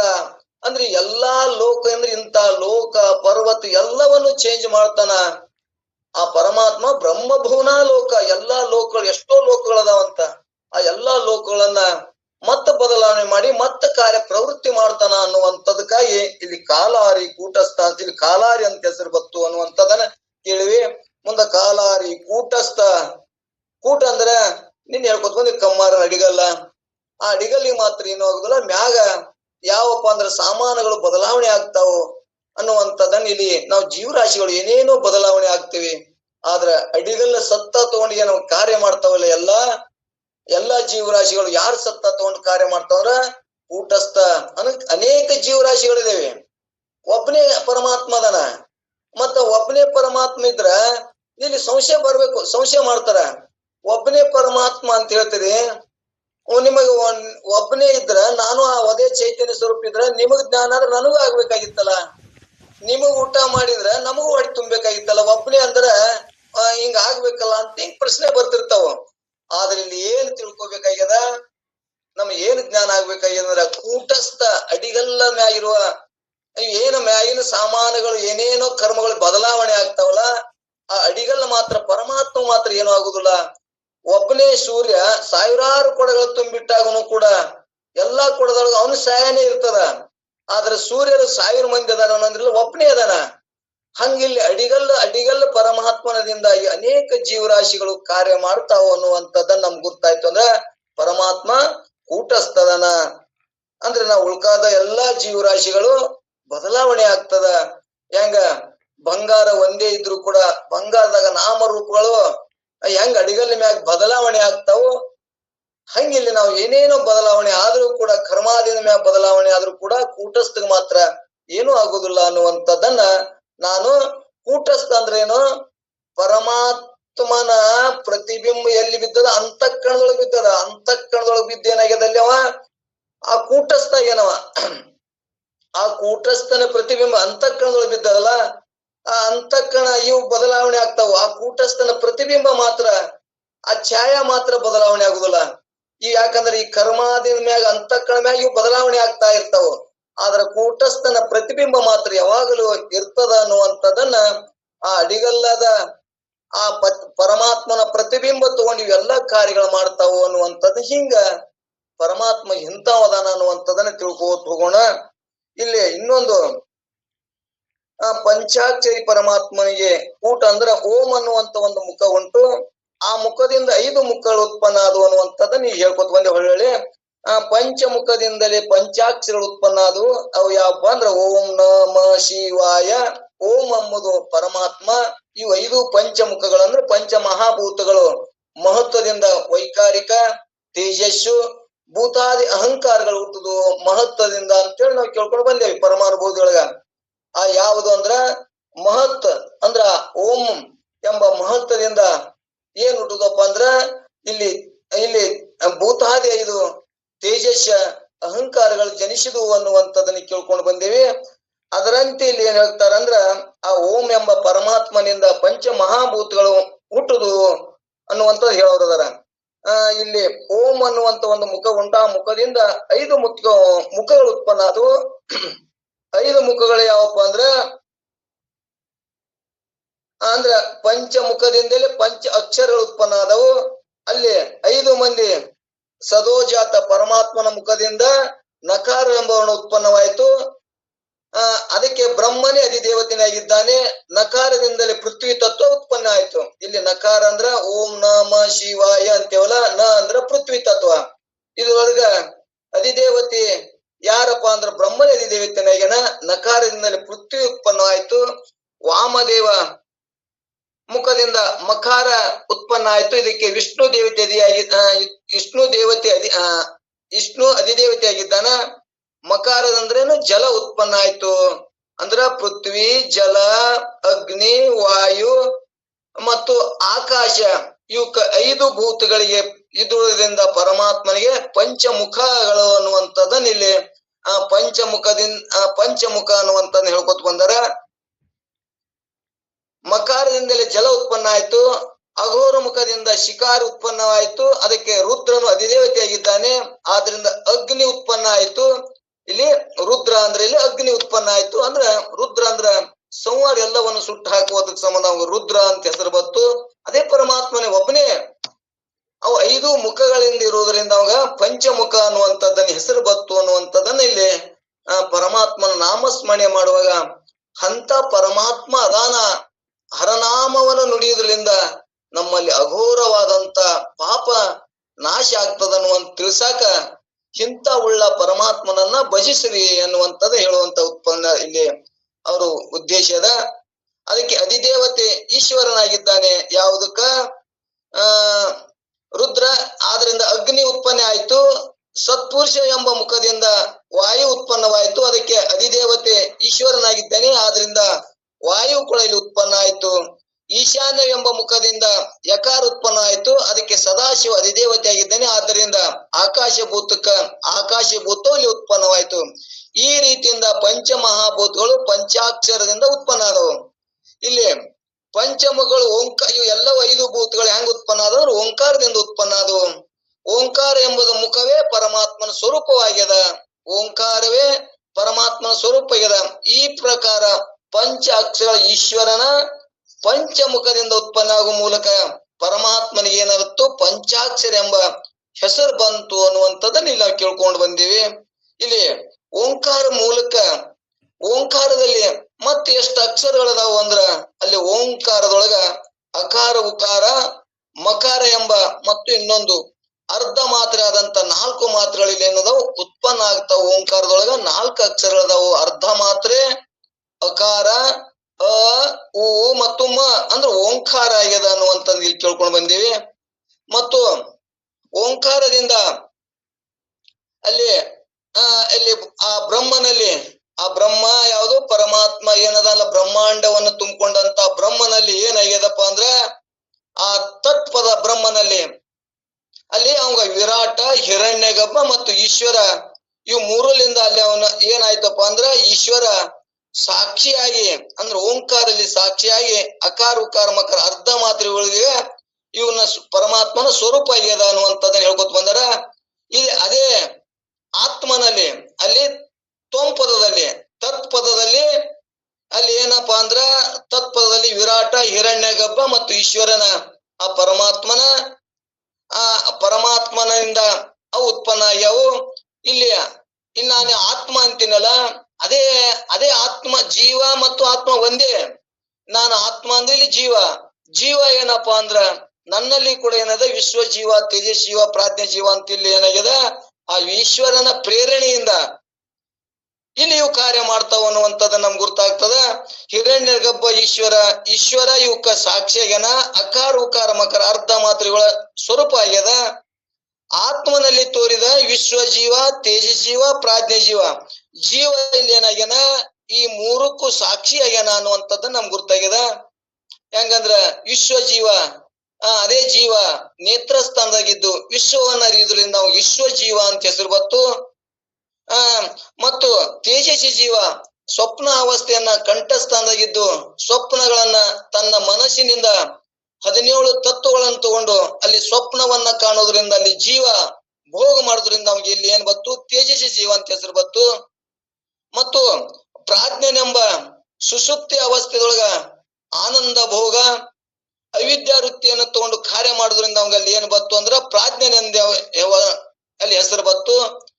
ಒಬ್ಬನೇ ಜೀವ ಒಬ್ಬನೇ ಪರಮಾತ್ಮ 3 ಕಡೆ ಕಾರ್ಯ ಮಾಡೋದ್ರಿಂದ ಅವಾಗ ಏನ್ ಬತ್ತಲ್ಲಿ ಸಾಕ್ಷಿ ಅಂತ ಹೆಸರು ಕೊಟ್ರು ಅನ್ನುವಂಥದ್ದು ನಾವು ಹಿಂದೆ ಕೇಳ್ಕೊಂತ ಬಂದೇವಿ. ಇವು 3 ಅದಾವನು ಅಂತ ಅಂದ್ರ ಇಲ್ಲಿ ಅದೇ ಜೀವ ಇಲ್ಲಿ ವ್ಯವಹಾರ ಮಾಡೋದ್ರಿಂದ ಇವಾಗ 3 ಹೆಸರು ಕೊಟ್ರು. ಈ 3 ಅದಾವನು ಅಂದ್ರೆ ಇಲ್ಲ, ಇವು 3ನ್ನು ಅರಿಯುವಂತ ಸಾಕ್ಷಿ ಆತ್ಮ ನಾನು. ಈ 3ನ್ನು ಅರಿಯೋದ್ರಿಂದ ನನಗೆ ಅಲ್ಲಿ ಏನ್ ಬತ್ತು ಇನ್ನೊಂದು ಸಾಕ್ಷಿ ಅಂತ ಬತ್ತು. ಇವನ್ನ ಅರಿತೀನಲ್ಲ ನೇತ್ರ ಸ್ಥಾನದಾಗಿದ್ದು ವಿಶ್ವವನ್ನ ಅರಿಯುವುದು ನಾನು ಎಲ್ಲವನ್ನೂ ಹೇಳ್ತೀನಿ. ಮತ್ತು ಸ್ವಪ್ನ ಅವಸ್ಥೆಗಳು ಇಂದ್ರಿಯಗಳು ಎಷ್ಟೋ ಕಡಿಮೆ ಇರ್ತಾವ, ಬರೀ 17 ತತ್ವಗಳನ್ನು ಜೀವಲ್ಲಿ ವ್ಯವಹಾರ ಮಾಡ್ತದ. ಆ ಸ್ವಪ್ನ ಅರಿತದನಂದ್ರೆ ಇಲ್ಲ, ಕಣ್ಣ ಜಗತ್ತೇನ್ ಅರಿತದ, ಆದ್ರೆ ತನ್ನನ್ನು ತಾನು ಅರಿತಾನಂದ್ರೆ ಜಗತ್ತೆ ತನ್ನ ಕಣ್ಣು ತನ್ನ ಕಾಣಂಗಿಲ್ಲ, ತನ್ನ ಅರಿಯಂಗಿಲ್ಲ. ಹಂಗ ಸ್ವಪ್ನ ಅಲ್ಲಿ ಯಾರು ಅರಿತಾರಪ್ಪ ಅಂದ್ರ ನಾನು ಆತ್ಮ ಇದಕ್ ಪ್ರತ್ಯೇಕವಾಗಿ ಸಾಕ್ಷಿ ಇದ್ದದನ್ನ ಅರಿಯುವುದರಿಂದ ನನಗೆ ಅಲ್ಲಿ ಏನ್ ಬತ್ತು ಸಾಕ್ಷಿ ಅಂತ ಹೆಸರು ಬತ್ತು. ಮತ್ತಲ್ಲಿ ಸುಸುಪ್ತಿ ಅವಸ್ಥೆಗಳು ಏನೂ ಇಲ್ಲ, ಅಲ್ಲಿ ಇಂದ್ರಿಯಗಳಿಲ್ಲ, ಅವಿದ್ಯಾ ವೃತ್ತಿ ಅದ. ಆ ವೃತ್ತಿ ಅವಿದ್ಯೆ ಇದ್ರು ಕೂಡ ನಾನು ಆನಂದ ಸ್ವರೂಪನೇನು ಅನುಭವಿಸಿನಲ್ಲ ಆ ಆನಂದವನ್ನ ನಾ ಹೇಳ್ಬೇಕಾದ್ರ ಆನಂದ ಅಲ್ಲಿ ನನ್ ಇಂದ್ರಿಯಗಳಿಲ್ಲ ಏನೂ ಇಲ್ಲ.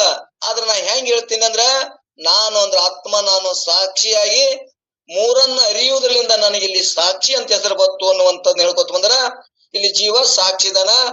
ಇವು ಯಾವಪ್ಪ ಅಂದ್ರ ತತ್ಪದದೊಳಗ ಇದು ನಾ ಹೇಳಿದ್ದು ತ್ವಂಪದ. ತತ್ಪದದೊಳಗ ವಿರಾಟ ಹಿರಣ್ಯ ಗರ್ಭ ಈಶ್ವರ ಅಲ್ಲಿ ಏನಾಗ್ಯಾನ ಈಶ್ವರಗ ಅಲ್ಲಿ ಸಾಕ್ಷಿ ಈಶ್ವರ ಅದಾನ ಅನ್ನುವಂಥದ್ದನ್ನ ಈಶ್ವರ ಹೆಂಗ್ ಸಾಕ್ಷಿ ಅದಾನ ಅಂದ್ರ ಇಲ್ಲಿ ವಿರಾಟನ ಮತ್ತು ಹಿರಣ್ಯ ಗರ್ಭ ಅಂದ್ರ ಉತ್ಪನ್ನ ಮಾಡ್ತಾನ, ರಕ್ಷಣೆ ಮಾಡ್ತಾನ, ಮತ್ತ ಅವ ಪ್ರಳಯ ಮಾಡ್ತಾನ. ಪ್ರಳಯ ಆದಾಗ ಮತ್ ಈಶ್ವರನ ಪ್ರಳಯ ಅಕ್ಕನಂದ್ರ ಇಲ್ಲ, ಈಶ್ವರ ಅಲ್ಲಿ ಏನದಾನ ಸಾಕ್ಷಿ ಆಗಿದಾನ. ಇವನು ಕೂಡ ಅವನ ಕಾರ್ಯದೊಳಗ ಮಾಡ್ತಾವು, ಅವನೇ ಅದನ್ನ ಏನ್ ಮಾಡ್ತಾನಂದ್ರ ನಾಶ ಮಾಡ್ತಾನ ಅನ್ನುವಂಥದ್ದನ್ನ ನಮ್ಗೆ ಗುರ್ತಾಗಬೇಕು.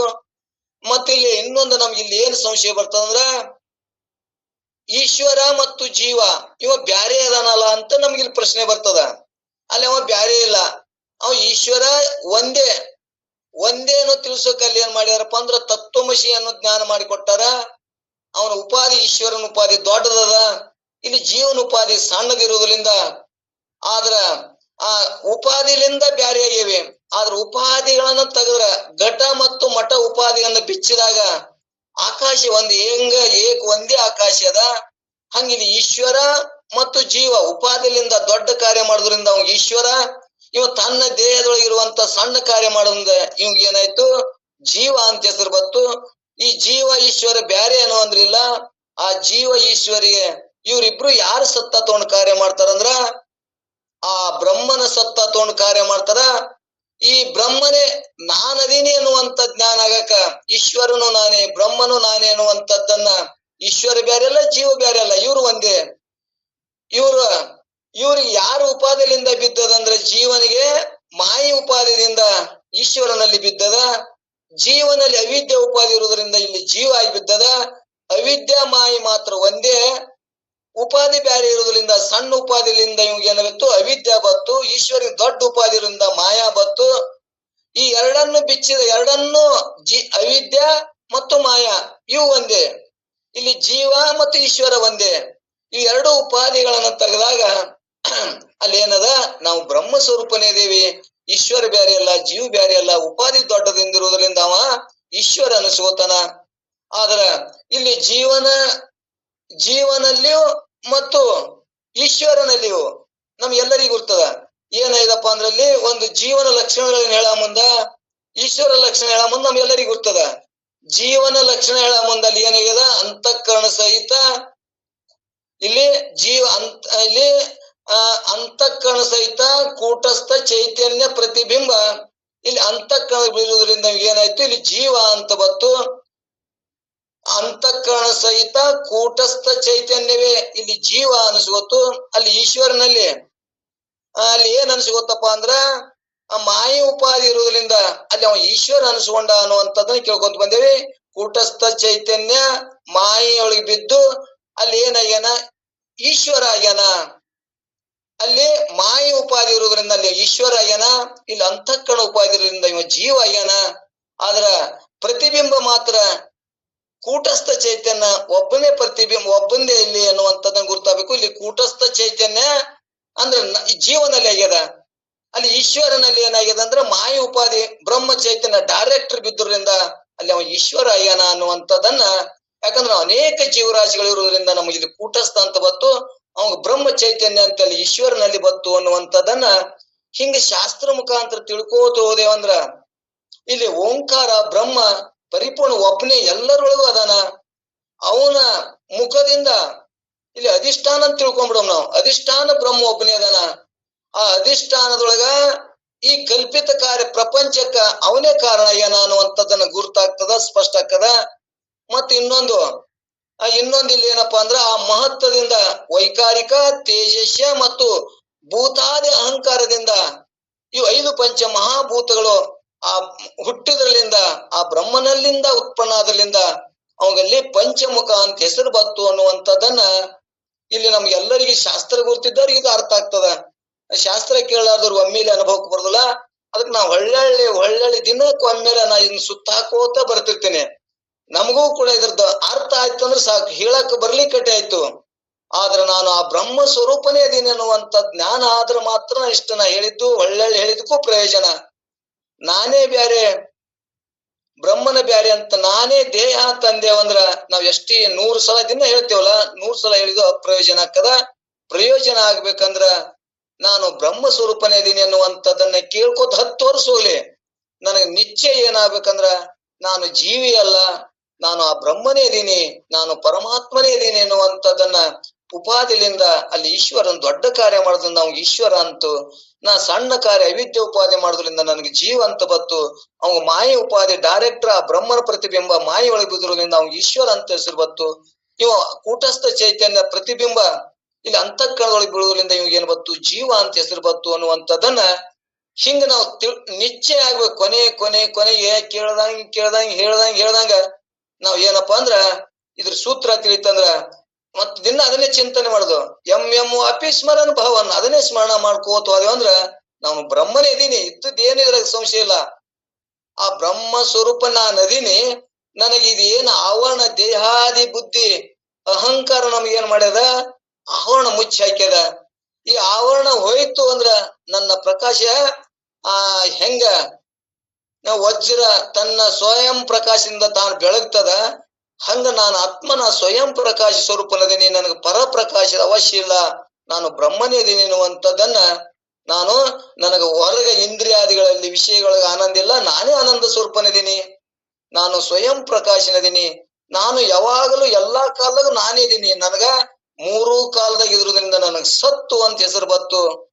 ಸತ್ತು ಅಂದ್ರ ಯಾವುದರಿಂದಲೂ ಯಾವ ಅಜ್ಞಾನ ಯಾವುದರಿಂದಲೂ ಯಾವ ನಾಶ ಆಗುದಿಲ್ಲ, ಅದಕ್ಕೆ ಸತ್ತು ಅಂತ ಹೇಳ್ಕೊತ ಬಂದ್ರು. ನಾನು ಸ್ವಯಂ ಪ್ರಕಾಶ ಇದೀನಿ ಮತ್ತು ನಾನೇ ಆನಂದ ಸ್ವರೂಪ ಅದೀನಿ. ನಾನು ಎಲ್ಲಾ ಕಾಲ ಎಲ್ಲಾ ವಸ್ತುಗಳಿಂದ ನಾನು ನಿತ್ಯ ಅದೀನಿ. ಮತ್ತು ನಾನು ಹೆಂಗದೀನಿ, ಪರಿಪೂರ್ಣ ನಾನೇ ತುಂಬಿಕೊಂಡಿನಿ. ಎಲ್ಲಾ ದೇಶದಾಗನು ಅದೀನಿ. ಮತ್ತೆ ಹಿಂದೆ ಈ ಕಾಲದಾಗ ಇದೀನಿ, ಮೊದಲ ರಾಮನ ಕಾಲದಾಗ ಓದಿನಿ, ಕೃಷ್ಣನ ಕಾಲಕ್ಕೂ ನಾ ಅದೀನಿ, ಎಲ್ಲಾ ಕಾಲಕ್ಕೆ ಅದೀನಿ, ಈಗೂ ಅದೀನಿ, ಮೋದಿ ಕಾಲಕ್ಕೂ ಅದೀನಿ.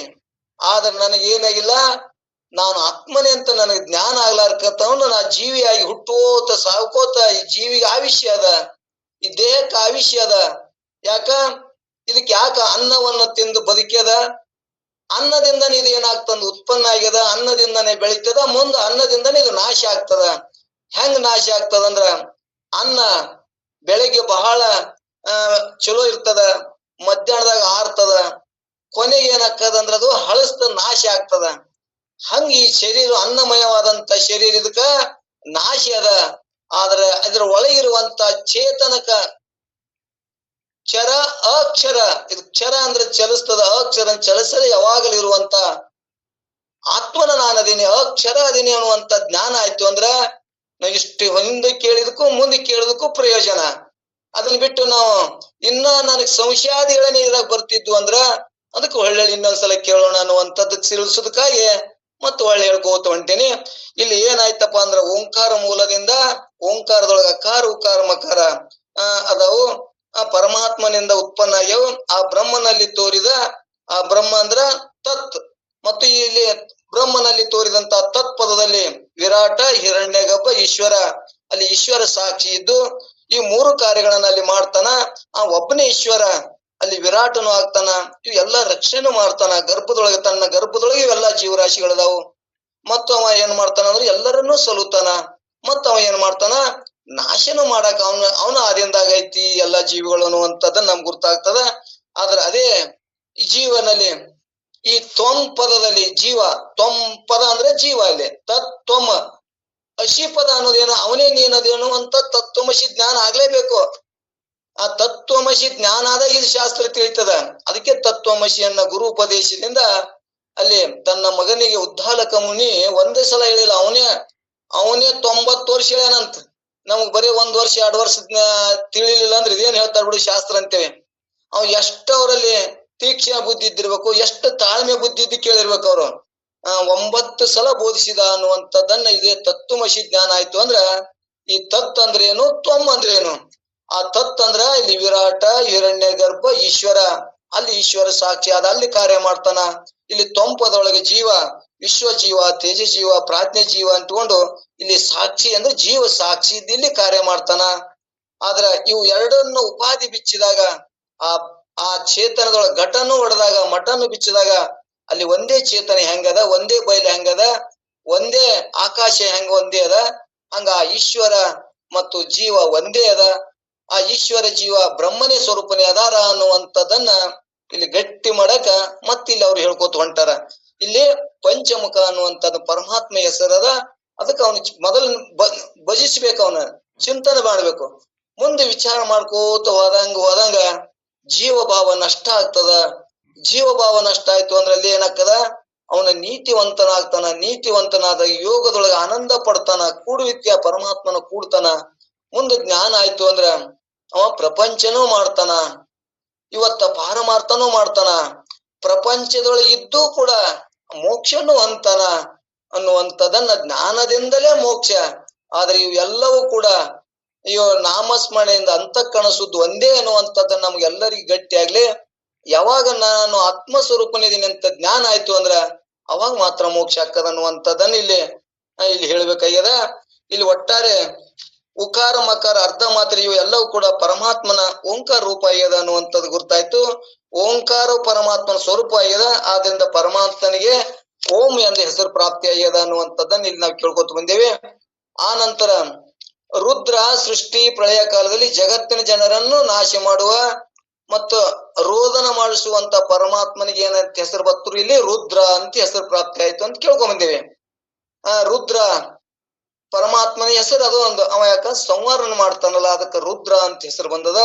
ಮತ್ತೆ ಭೀಮ ಅಂದ್ರ ಪರಮಾತ್ಮ ಬಲಶಾಲಿ ಅಂತ, ಶಕ್ತಿಶಾಲಿ ಅದ ಅಂತದಕ್ಕ ಭೀಮ ಹೆಂಗ ಒಂದ್ ಮರಾಣಿ ಕಿತ್ತು ಒಯ್ಯುವಂತ ಶಕ್ತಿ ಇತ್ತು, ಅದಕ್ಕ ಆ ಭೀಮನಂತೆ ಪರಮಾತ್ಮ ಹೆಂಗದನ ಬಹಳ ಶಕ್ತಿಶಾಲಿ ಉಳ್ಳವನದಾನ ಅನ್ನುವಂಥದ್ದನ್ನ ಇಲ್ಲಿ ತಿಳಿಸ್ಕೋತ ಬಂದಾರ. ಮತ್ತು ಮಹಾಕಾಲ, ಕಾಲ ಅಂದ್ರ ಇನ್ನ ಹೇಳ್ಕೊತ ಬಂದೇವ್, ಯಮನಿಗೂ ಕೂಡ ಅಂದ್ರ ಬ್ರಹ್ಮ ಭುವನ ಲೋಕ, ಯಮನನ್ನು ಕೂಡ ಅವ ಏನ್ ಮಾಡ್ತಾನ, ನಾಶ ಮಾಡ್ತಾನ. ಯಮನನ್ನು ಕೂಡ ಅವ ಏನ್ ಮಾಡ್ತಾನ ಅಂದ್ರೆ ಈ ಲೋಕವನ್ನೇ ಚೇಂಜ್ ಮಾಡಿದಾಗ ಎಲ್ಲಿ ಯಮನು ಇರಂಗಿಲ್ಲ, ಯಾರು ಇರಂಗಿಲ್ಲ, ಮತ್ತ ತನಗ್ ಬೇಕಾದಂಗ ಸೃಷ್ಟಿ ಮಾಡ್ತಾನ. ನಾವು ಜೀವಗಳು ಮಾತ್ರ ಇವು ನಾಶ ಮಾಡಿದಾಗ ಇವು ಶರೀರ ನಾಶ ಆಕ್ಕದ, ಒಳಗಿನ ಜೀವ ಏನದಲ್ಲ ನಮ್ದು ಎಲ್ಲಿ ಬಯಕೆ ಅದ, ಎಲ್ಲಿ ಕಾಮನೆ ಅದ, ನಾವ್ ಏನ ಜೀವ ಇಟ್ಕೊಂಡೆ ಮೋಹ, ಮತ್ತ ಅದೇ ಮೋಹವನ್ನು ತಗೊಂಡು ಮತ್ತ ಹುಟ್ಟಿಸ್ತಾನ ಅನ್ನೋದಕ್ಕ ಅವಾಗೇನಂದ್ರು ಮಹಾಕಾಲ ಅಂತ ಹೆಸರು ಬತ್ತು.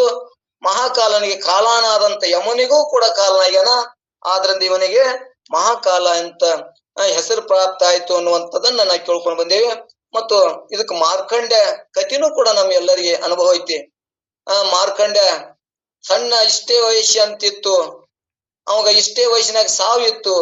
ಆದ್ರ ಅವನು ತಿಳ್ಕೊಂಡು ಆ ಪರಮಾತ್ಮನನ್ನ ಮರೆ ಹೊಕ್ಕ ಆ ಪರಮಾತ್ಮನ ಜ್ಞಾನ ಮಾಡ್ಕೊಂಡು ಅವನು ಕೂಡ ಅಮರನಾದ, ಅವಾಗ ಸಾವಿಲ್ಲದ ಎಷ್ಟೋ ಲಕ್ಷಾನು ವರ್ಷ ಆಯುಷ್ಯವನ್ನ ಪಡೆದುಕೊಂಡು ಮತ್ತ ರಾಜ್ಯವನ್ನ ಆಳದ ಅನ್ನುವಂಥದ್ದನ್ನ ಮಾರ್ಕಂಡ್ಯ ಕಥೆನೂ ಕೇಳ್ಕೊಂಡ್ ಬಂದೇವಿ. ಅಂದ್ರ ಆ ಪರಮಾತ್ಮನ ಒಲಿಸ್ಕೊಂಡ್ರ ಆ ಕಾಲನ್ನು ಗೆದಿಬಹುದು, ಅಂದ್ರೆ ಸಾವನ್ನು ಗೆದಿಬಹುದು ಅನ್ನುವಂಥದ್ದನ್ನ ಅಂತದಕ್ಕೆ ಪರಮಾತ್ಮಗೆ ಏನ್ ಹೆಸರು ಬತ್ತು, ಮಹಾಕಾಲ ಅಂತ ಹೆಸರು ಬತ್ತು ಅನ್ನುವಂಥದ್ದು ಕೇಳ್ಕೊಂಡು ಬಂದೇವಿ. ಮತ್ತ ಅವ್ ಇನ್ನೊಂದ್ ಹೆಸರ ನಿರಾಮಯ. ಅಂದ್ರ ನಿರಾಮಯ ಅಂದ್ರೆ ಇಲ್ಲಿ ಏನ್ ಹೇಳ್ಕೊತ ಬಂದಾರ ಅಂದ್ರ ಈ ಜಗತ್ತಿನಲ್ಲಿ ಆಗತಕ್ಕ ಎಲ್ಲಾ ಸುಖ ದುಃಖಾದಿಗಳು ಇವೇ ಮೂರು, ಆಧ್ಯಾತ್ಮಿಕ, ಆದಿ ಭೌತಿಕ, ಆದಿ ದೈವಿಕ ತಾಪಗಳಿಂದ ಏನಾಗ್ಯಾನ ಪರಮಾತ್ಮ ರೈತನಾಗ್ಯಾನ. ಈ ಜೀವನಿಗೆ ಏನದವು ಆಧ್ಯಾತ್ಮಿಕ ತಾಪ, ಆದಿ ಭೌತಿಕ ತಾಪ, ಆದಿ ದೈವಿಕ ತಾಪಗಳ. ಆದ್ದರಿಂದ ಇವಾಗ ಏನವತ್ತು ಪರಮಾತ್ಮನಿಗೆ ಇವು ಮೂರು ಇಲ್ಲದಿಂದ, ಅವಿಗೆ ಮೂರು ಇಲ್ಲದ್ರಿಂದ ಆ ತತ್ಪದ ಪರಮಾತ್ಮನಿಗೆ ಏನ್ ಬರ್ತಲ್ಲಿ ನಿರಾಮಯ, ಅವ್ ಯಾವ ಇವು ತಾಪಗಳಿಲ್ಲ, ನಿರಾಮಯ ಎಂಬ ಪ್ರಾಪ್ತಿ ಆಯ್ತು ಅನ್ನಂತ ಹೇಳ್ಕೊತ ಬಂದಾರ. ಮತ್ತ ಅವಾಗ ಮೃತ್ಯುಂಜಯ ಅಂದ್ರ ಕಾಲವನ್ನ ಗೆದ್ದವನು, ಅವ್ ಮೃತ್ಯುಂಜಯ ಅನ್ನುವಂಥದ್ದನ್ನು ಇಲ್ಲಿ ಹೆಸರು ಬತ್ತು. ಮೃತ್ಯುವನ್ನೇ ಗೆದ್ದವನು ಅಂದ್ರೆ ಪರಮಾತ್ಮ ಹುಟ್ಟಿದ್ನಂದ್ರ ಅವ್ನ್ ಸಾವು ಹೇಳ್ಬೇಕಾಗಿತ್ತು, ಅವ್ನ್ ಹುಟ್ಟೇ ಇಲ್ಲ, ಅವ್ ಯಾವಾಗಲೂ ಇದ್ದವ, ಅವ್ ಮೃತ್ಯುನೇ ಇಲ್ಲ ಅನ್ನುವಂಥದ್ದು ಇಲ್ಲಿ ಮೃತ್ಯುಂಜಯ ಅಂದ್ರೆ ಕಾಲವನ್ನು ಗೆದ್ದವನಿಗ ಪರಮಾತ್ಮಗ ಮೃತ್ಯುಂಜಯ ಅಂತ ಹೆಸರು ಬತ್ತು ಅನ್ನುವಂಥದ್ದನ್ನ ಕೇಳ್ಕೊಂಡ್ ಬಂದೇವಿ. ಮತ್ತು ಪರಮಾತ್ಮ ಮೃತ್ಯುಂಜಯ ಅಂದ್ರ ಇವತ್ತ ನಾವೊಂದು ಹಿಂದ್ ಕತಿ ಕೇಳ್ಕೊಂಡ್ ಬಂದೇವಿ. ಆ ಹಾಲವನ್ನೇ ಕುಡ್ದ ಅವ, ಅದಕ್ಕ ಅವ ಏನಾದ, ಆ ಹಾಲನ್ನು ಕುಡಿದ್ರು ಕೂಡ ಅವ ಸಾವನ್ನು ಪಡೆಯಲಿಲ್ಲ, ಅವಾಗೇನಂತ ಬತ್ತು ಇಲ್ಲಿ ಮೃತ್ಯುಂಜಯ ಅಂತ ಹೆಸರು ಬತ್ತು ಅಂತ ಕೇಳ್ಕೊಂಡ್ ಬಂದೇವಿ. ಮುಂದ ಕಪಾಲಿ ಅಂದ್ರ ಕಪಾಲಿ ಇಲ್ಲಿ ಮೃತ್ಯುಂಜಯ, ನಿರಾವಯ, ನಿರ್ಮಯ, ಮೃತ್ಯುಂಜಯ, ಕಪಾಲಿ ಅಂತೇಳಿ ಭಗವಂತನ ಎಲ್ಲಾ ಹೆಸರುಗಳನ್ನ ನಾವು ಕೇಳ್ಕೊತ ಬಂದೇವೆ.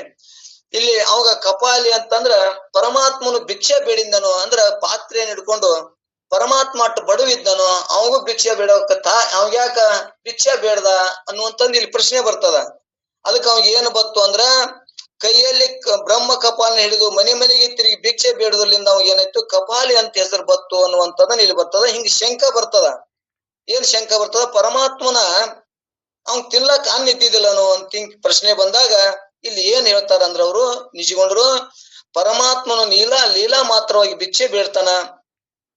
ಹೆಂಗಂದ್ರ ಇವತ್ತೊಂದು ದೃಷ್ಟಾಂತ ಕೊಟ್ಟು ಹೇಳ್ತಾರ ಅಲ್ಲಿ, ರಾಜ ಏನ ಬೇಟೆ ಆಡಾಕ ಮಾಂಸ ತಿಂದೇ ಬದುಕ್ತಿರ್ತಾನೋ, ಅವಾಗ ರಾಜಾಗ ಆಹಾರ ಇರುದಿಲ್ಲನು, ಅಂದ್ರ ಅವ ಏನ್ ಮಾಡ್ತಾನ, ತನ್ನ ವಿನೋದಕ್ಕಾಗಿ ಬ್ಯಾಟಿ ಆಡ್ತಾನ, ತನ್ನ ಆನಂದಕ್ಕಾಗಿ ಅಲ್ಲಿ ಬ್ಯಾಟಿ ಆಡ್ತಾನ. ಹಂಗ ಪರಮಾತ್ಮ ಭಿಕ್ಷೆ ಬೇಡಕ ಅವ ಬಡವಿದ್ನನು ಅಂತಂದ್ರ ತನ್ನ ಆನಂದಕ್ಕಾಗಿ ಲೀಲಾ ಮಾತ್ರವಾಗಿ ಭಿಕ್ಷೆಯನ್ನ ಕಪಾಲಿ ಪಾತ್ರೆ ಹಿಡ್ಕೊಂಡು ಭಿಕ್ಷೆನು ಬೇಡ್ತಾನ ಅನ್ನುವಂಥದ್ದನ್ನ ತಿಳ್ಕೊಬೇಕು. ನಾವು ಭಿಕ್ಷೆ ಬೇಡವ್ರಿಗೆ ಒಂದು 10 ರೂಪಾಯಿ ಹಾಕಲ್ಲಿ ಒಂದೇನೋ 100 ರೂಪಾಯಿ ಹಾಕ್ತಂದ್ರೆ ಚಿಂತೆ ಮಾಡ್ತೇವೆ. ಆದ್ರ ಕಪಾಲಿ ಪರಮಾತ್ಮಗ ಹಾಕಿದಂತ ಭಿಕ್ಷೆ ಅಂದ್ರೆ ಅದು ಎಲ್ಲರ ಭಿಕ್ಷೆ ಪಾತ್ರೆ ಅಂತೀವಲ್ಲ, ಅದು ಕಪಾಲಿ ಅಂದ್ರೆ ಪರಮಾತ್ಮನ ಕಪಾಲಿ. ಅದನ್ನ ಹಾಕೋದ್ರಿಂದ ನಮ್ಗೆ ಏನಾಗ್ತದ, ಪರಮಾತ್ಮಗ ದಾನ ಕೊಟ್ಟಂಗ ಆಗ್ತದ, ನಮ್ಮಲ್ಲಿ ಪುಣ್ಯ ವೃದ್ಧಿ ಆಗ್ತದ ಅನ್ನುವಂಥದ್ದನ್ನ ಎಲ್ಲಾ ಕಾಲದಾಗೂ ಕೂಡ ಆ ಕಪಾಲಿ ಪಾತ್ರೆ ಅದ ಅನ್ನುವಂಥದ್ದನ್ನ ತಿಳ್ಕೊಳ್ಳೋಣ. ನಮ್ಗೆ ಯಾರೇ ಏನೇ ಕೇಳಲಿ, ಬಸವಣ್ಣವರು ಕೂಡ ಅಪಯನಕ್ಕೆ ನೀಡುವೆ, ಲಾಂಛನಕ್ಕೆ ಶರಣೆಂಬೆ. ಅದಕ್ಕೆ ತಕ್ಕ ಆಚರಣೆದಿದ್ದರೆ ಆ ಕೂಡಲ ಸಂಗಮನೇ ಅವ್ನು ನೋಡ್ಕೊತಾನ. ನಮ್ದು ಏನೈತಿ ಅವ್ರು ಹೆಂಗಿರಲಿ ಬೇಡ್ಯಾರಪ್ಪ ಅಂದ್ರೆ ಹೊಟ್ಟೆ ಹಸ್ತದ ಸುಮ್ಮ ಅನ್ನ ನೀಡುದು. ಅವ್ರು ಯಾವ ಜಾತಿಯವ್ರು ಅದಾರ, ಹೆಂಗ್ ಅದಾರ, ಉಂಡ ನಾನು ಎದಕ್ ಬಂದಾನ ಏನ್ ವಿಚಾರ ಮಾಡೋದ್ ಬೇಡ. ಅದ್ರ ತಕ್ಕ ಆ ಭಿಕ್ಷೆ ಬೇಡಿದಕ್ಕವ ಆ ಲಾಂಛನಕಲಿಂದ ಭಿಕ್ಷೆ ನೀಡೀವಿ. ಆ ಲಾಂಛನಕ್ಕವ ಸರಿಯಾಗಿರ್ಲಿಕ್ಕಂದ್ರ ನಾವ್ಯಾಕ್ ಚಿಂತೆ ಮಾಡಮ್ಮ, ಆ ಪರಮಾತ್ಮ ನೋಡ್ಕೋತಾನ ಅನ್ನುವಂಥದನ್ನ ನಮ್ಗೆ ಏನ್ ಕೈಲಿ ಯಾರೇ ಬೇಡ್ಲಿ, ಬೇಡ್ದಾಗ ನಮ್ ಒಂದಿಷ್ಟು ಇದ್ರ ನಮ್ ಕೈಲಿಂದ ನಾವು ದಾನ ಮಾಡೋಣ. ಇರ್ಲಿಕ್ಕೂ ಕೂಡ ನಾನು ಕೊಡ್ತಿದ್ನಲ್ಲಪ್ಪ ಅನ್ನುವಂತ ಭಾವ ತಯಾರು ಮಾಡ್ಕೊಳ್ಳೋಣ. ಅದಕ್ಕೆ ಪರಮಾತ್ಮ ಕಪಾಲಿ ಅಂತೇಳಿ ಹೆಸರು ಮಾಡ್ಕೋತ ಬಂದಾರ. ಪರಮಾತ್ಮನ ಲೀಲಾ ಮಾತ್ರವಾಗಿ ಭಿಕ್ಷೆ ಬೇಡ್ಯಾನ, ಅರ್ಥ ಆಗ್ತವ. ಬಡವಲ್ಲ, ರಾಜ ವಿನೋದಕ್ಕಾಗಿ ಬೇಟೆಯಾಡ್ಯಾನ, ಅರ್ಥ ಆಗ್ತವ. ರಾಜಗ ಅನ್ನ ತಿಲ್ಲಾರ್ಕ ಬೇಟೆಯಾಡ್ಯಾನ ಅಂದ್ರ ಇಲ್ಲ ಅನ್ನುವಂಥದ್ದು ನಮ್ಗೆ ಇಲ್ಲೆಲ್ಲ ಸ್ಪಷ್ಟ ಅಲ್ಲಿ. ಈ ಸೂಲಿ ಎಂಬ ನಾಮದಿಂದ ಹಿಡಿದು ಪುರವೈರಿ ಎಂಬ ನಾಮದವರೆಗೆ ಇರ್ತಕ್ಕ ನಾಮಗಳನ್ನ ಇಲ್ಲಿ ಮುಂದಿನ ನುಡಿಯೊಳಗೆ ಹೇಳ್ಕೋತ ಹೋಗ್ತಾರ. ಇದನ್ನ ಹೇಳ್ಕೊತ ಬಂದೇವಿ. ಹೆಂಗಪ್ಪ ಅಂದ್ರೆ ಶೂಲಿ, ಸುಜಿನೈಕ್ಯ, ಬಾಂಧವ, ಸದಾಶಿವ, ಚಂದ್ರ, ಮೌಳಿ, ಮೈ ಮೋಗ್ರ, ಚರಮಾಂಬರ, ಸುರಶಿರೋ ಮಾಲಿ, ಮಂದಾಕಿ ನಿಂದಿರ, ಮಹೇಶ್ವರ, ಮೇಘವಾನ, ಮಂದಿರ ನಿವಾಸ, ನೀಲಲೋಹಿತ, ಪರಿಜಾತ ಪಾವನ, ಲೋಕ ಪಾರಿಜಾತ ಪಾವನ, ಲೋಕಪಾಲ, ಕೈಲಾಸ ಮಂದಿರ, ಮಂತ್ರ ಮಯ ಭಕ್ತಿ ಲೋಲ, ಪಂಚ ಪರಮಾನಂದ ಬಿಂದು ಕಳೆ ಪರಮಾತ್ಮ ಪುರವೈರಿ ಎಂದು ಅನ್ನುವಂಥದ್ದನ್ನ ನಿನ್ನಿದ್ದನ್ನ ಕೇಳ್ಕೊಂಡು ಬಂದೇವೆ. ಇಲ್ಲಿ ಶೂಲಿ, ಸುಜನೈಕ್ಯ, ಬಾಂಧವ ಅಂದ್ರ ತ್ರಿಶೂಲಧಾರಿಯಾದಂತ ಸುಜನೈಕ್ಯ ಬಾಂಧವ ಸಜ್ಜನರಿಗೆ ಬೇಡಿದ್ದನ್ನ ಕೊಡುವಂತ ಸದಾಶಿವ ನಿತ್ಯ ಮಂಗಲ ಸ್ವರೂಪನಾದಂತ ಚಂದ್ರಮೌಳಿ, ಚಂದ್ರನನ್ನ ಧಾರಣೆ ಮಾಡಿಕೊಂಡಂತ ಮಹಿಮಾಶಾಲಿಯಾದಂತ ಪರಮಾತ್ಮ, ಉಗ್ರ ಭೀಕರನಾದಂತ ಚರಮಾಂಬರ, ಚರಮಾನ್ನೇ ಉಡುಗೊರೆನಾಗಿ ಮಾಡಿಕೊಂಡಂತ ಅಸುರರು ಅಂದ್ರ ಅಸುರರನ್ನ ರಕ್ಕಸರನ್ನ ಕೊರಳಾಗ ಮಾಲಿ ಹಾಕಿಕೊಂಡಂತ ಶಿರೋಮಾಲಿ ಅಂದ್ರ ಶಿರದೊಳಗ ಮಾಲಿ ಅಂದ್ರೆ ರಕ್ಕಸರ ಕೊರಳಲ್ಲಿ ಹಾಕಿಕೊಂಡಂತ ಶಿರೋಮಾಲಿಯನ್ನ, ಗಂಗೆಯನ್ನ ಧಾರಣ ಮಾಡಿದಂತ ಮಹೇಶ್ವರನನ್ನ ಅಂದ್ರಲ್ಲಿ ಗಂಗೆಯನ್ನ ತನ್ನ ತಲೆ ಮೇಲಿಟ್ಟುಕೊಂಡ ಅನ್ನುವಂಥದ್ದನ್ನ ಕತಿ ಕೇಳ್ಕೊತ ಬಂದಿ ಎಲ್ಲರೂ ಒಳ್ಳೆ ಅದನ್ನೇ ಆಗ್ತದ. ಆ ಗಂಗೆ ಧಾರಣ ಮಾಡಿದಂತ ದೇವತೆಗಳ ಒಡೆಯನಾದಂತ ಮೇಘವಾಹನ ಅಂದ್ರ ಮೋಡಗಳ ವಾಹನ ಉಳ್ಳಂತ ಮತ್ತು ಮಂದರ ನಿವಾಸ, ಮಂದ ಪರ್ವತದಲ್ಲಿ ವಾಸ ಮಾಡತಕ್ಕಂತ ನೀಲಲೋಹಿತ,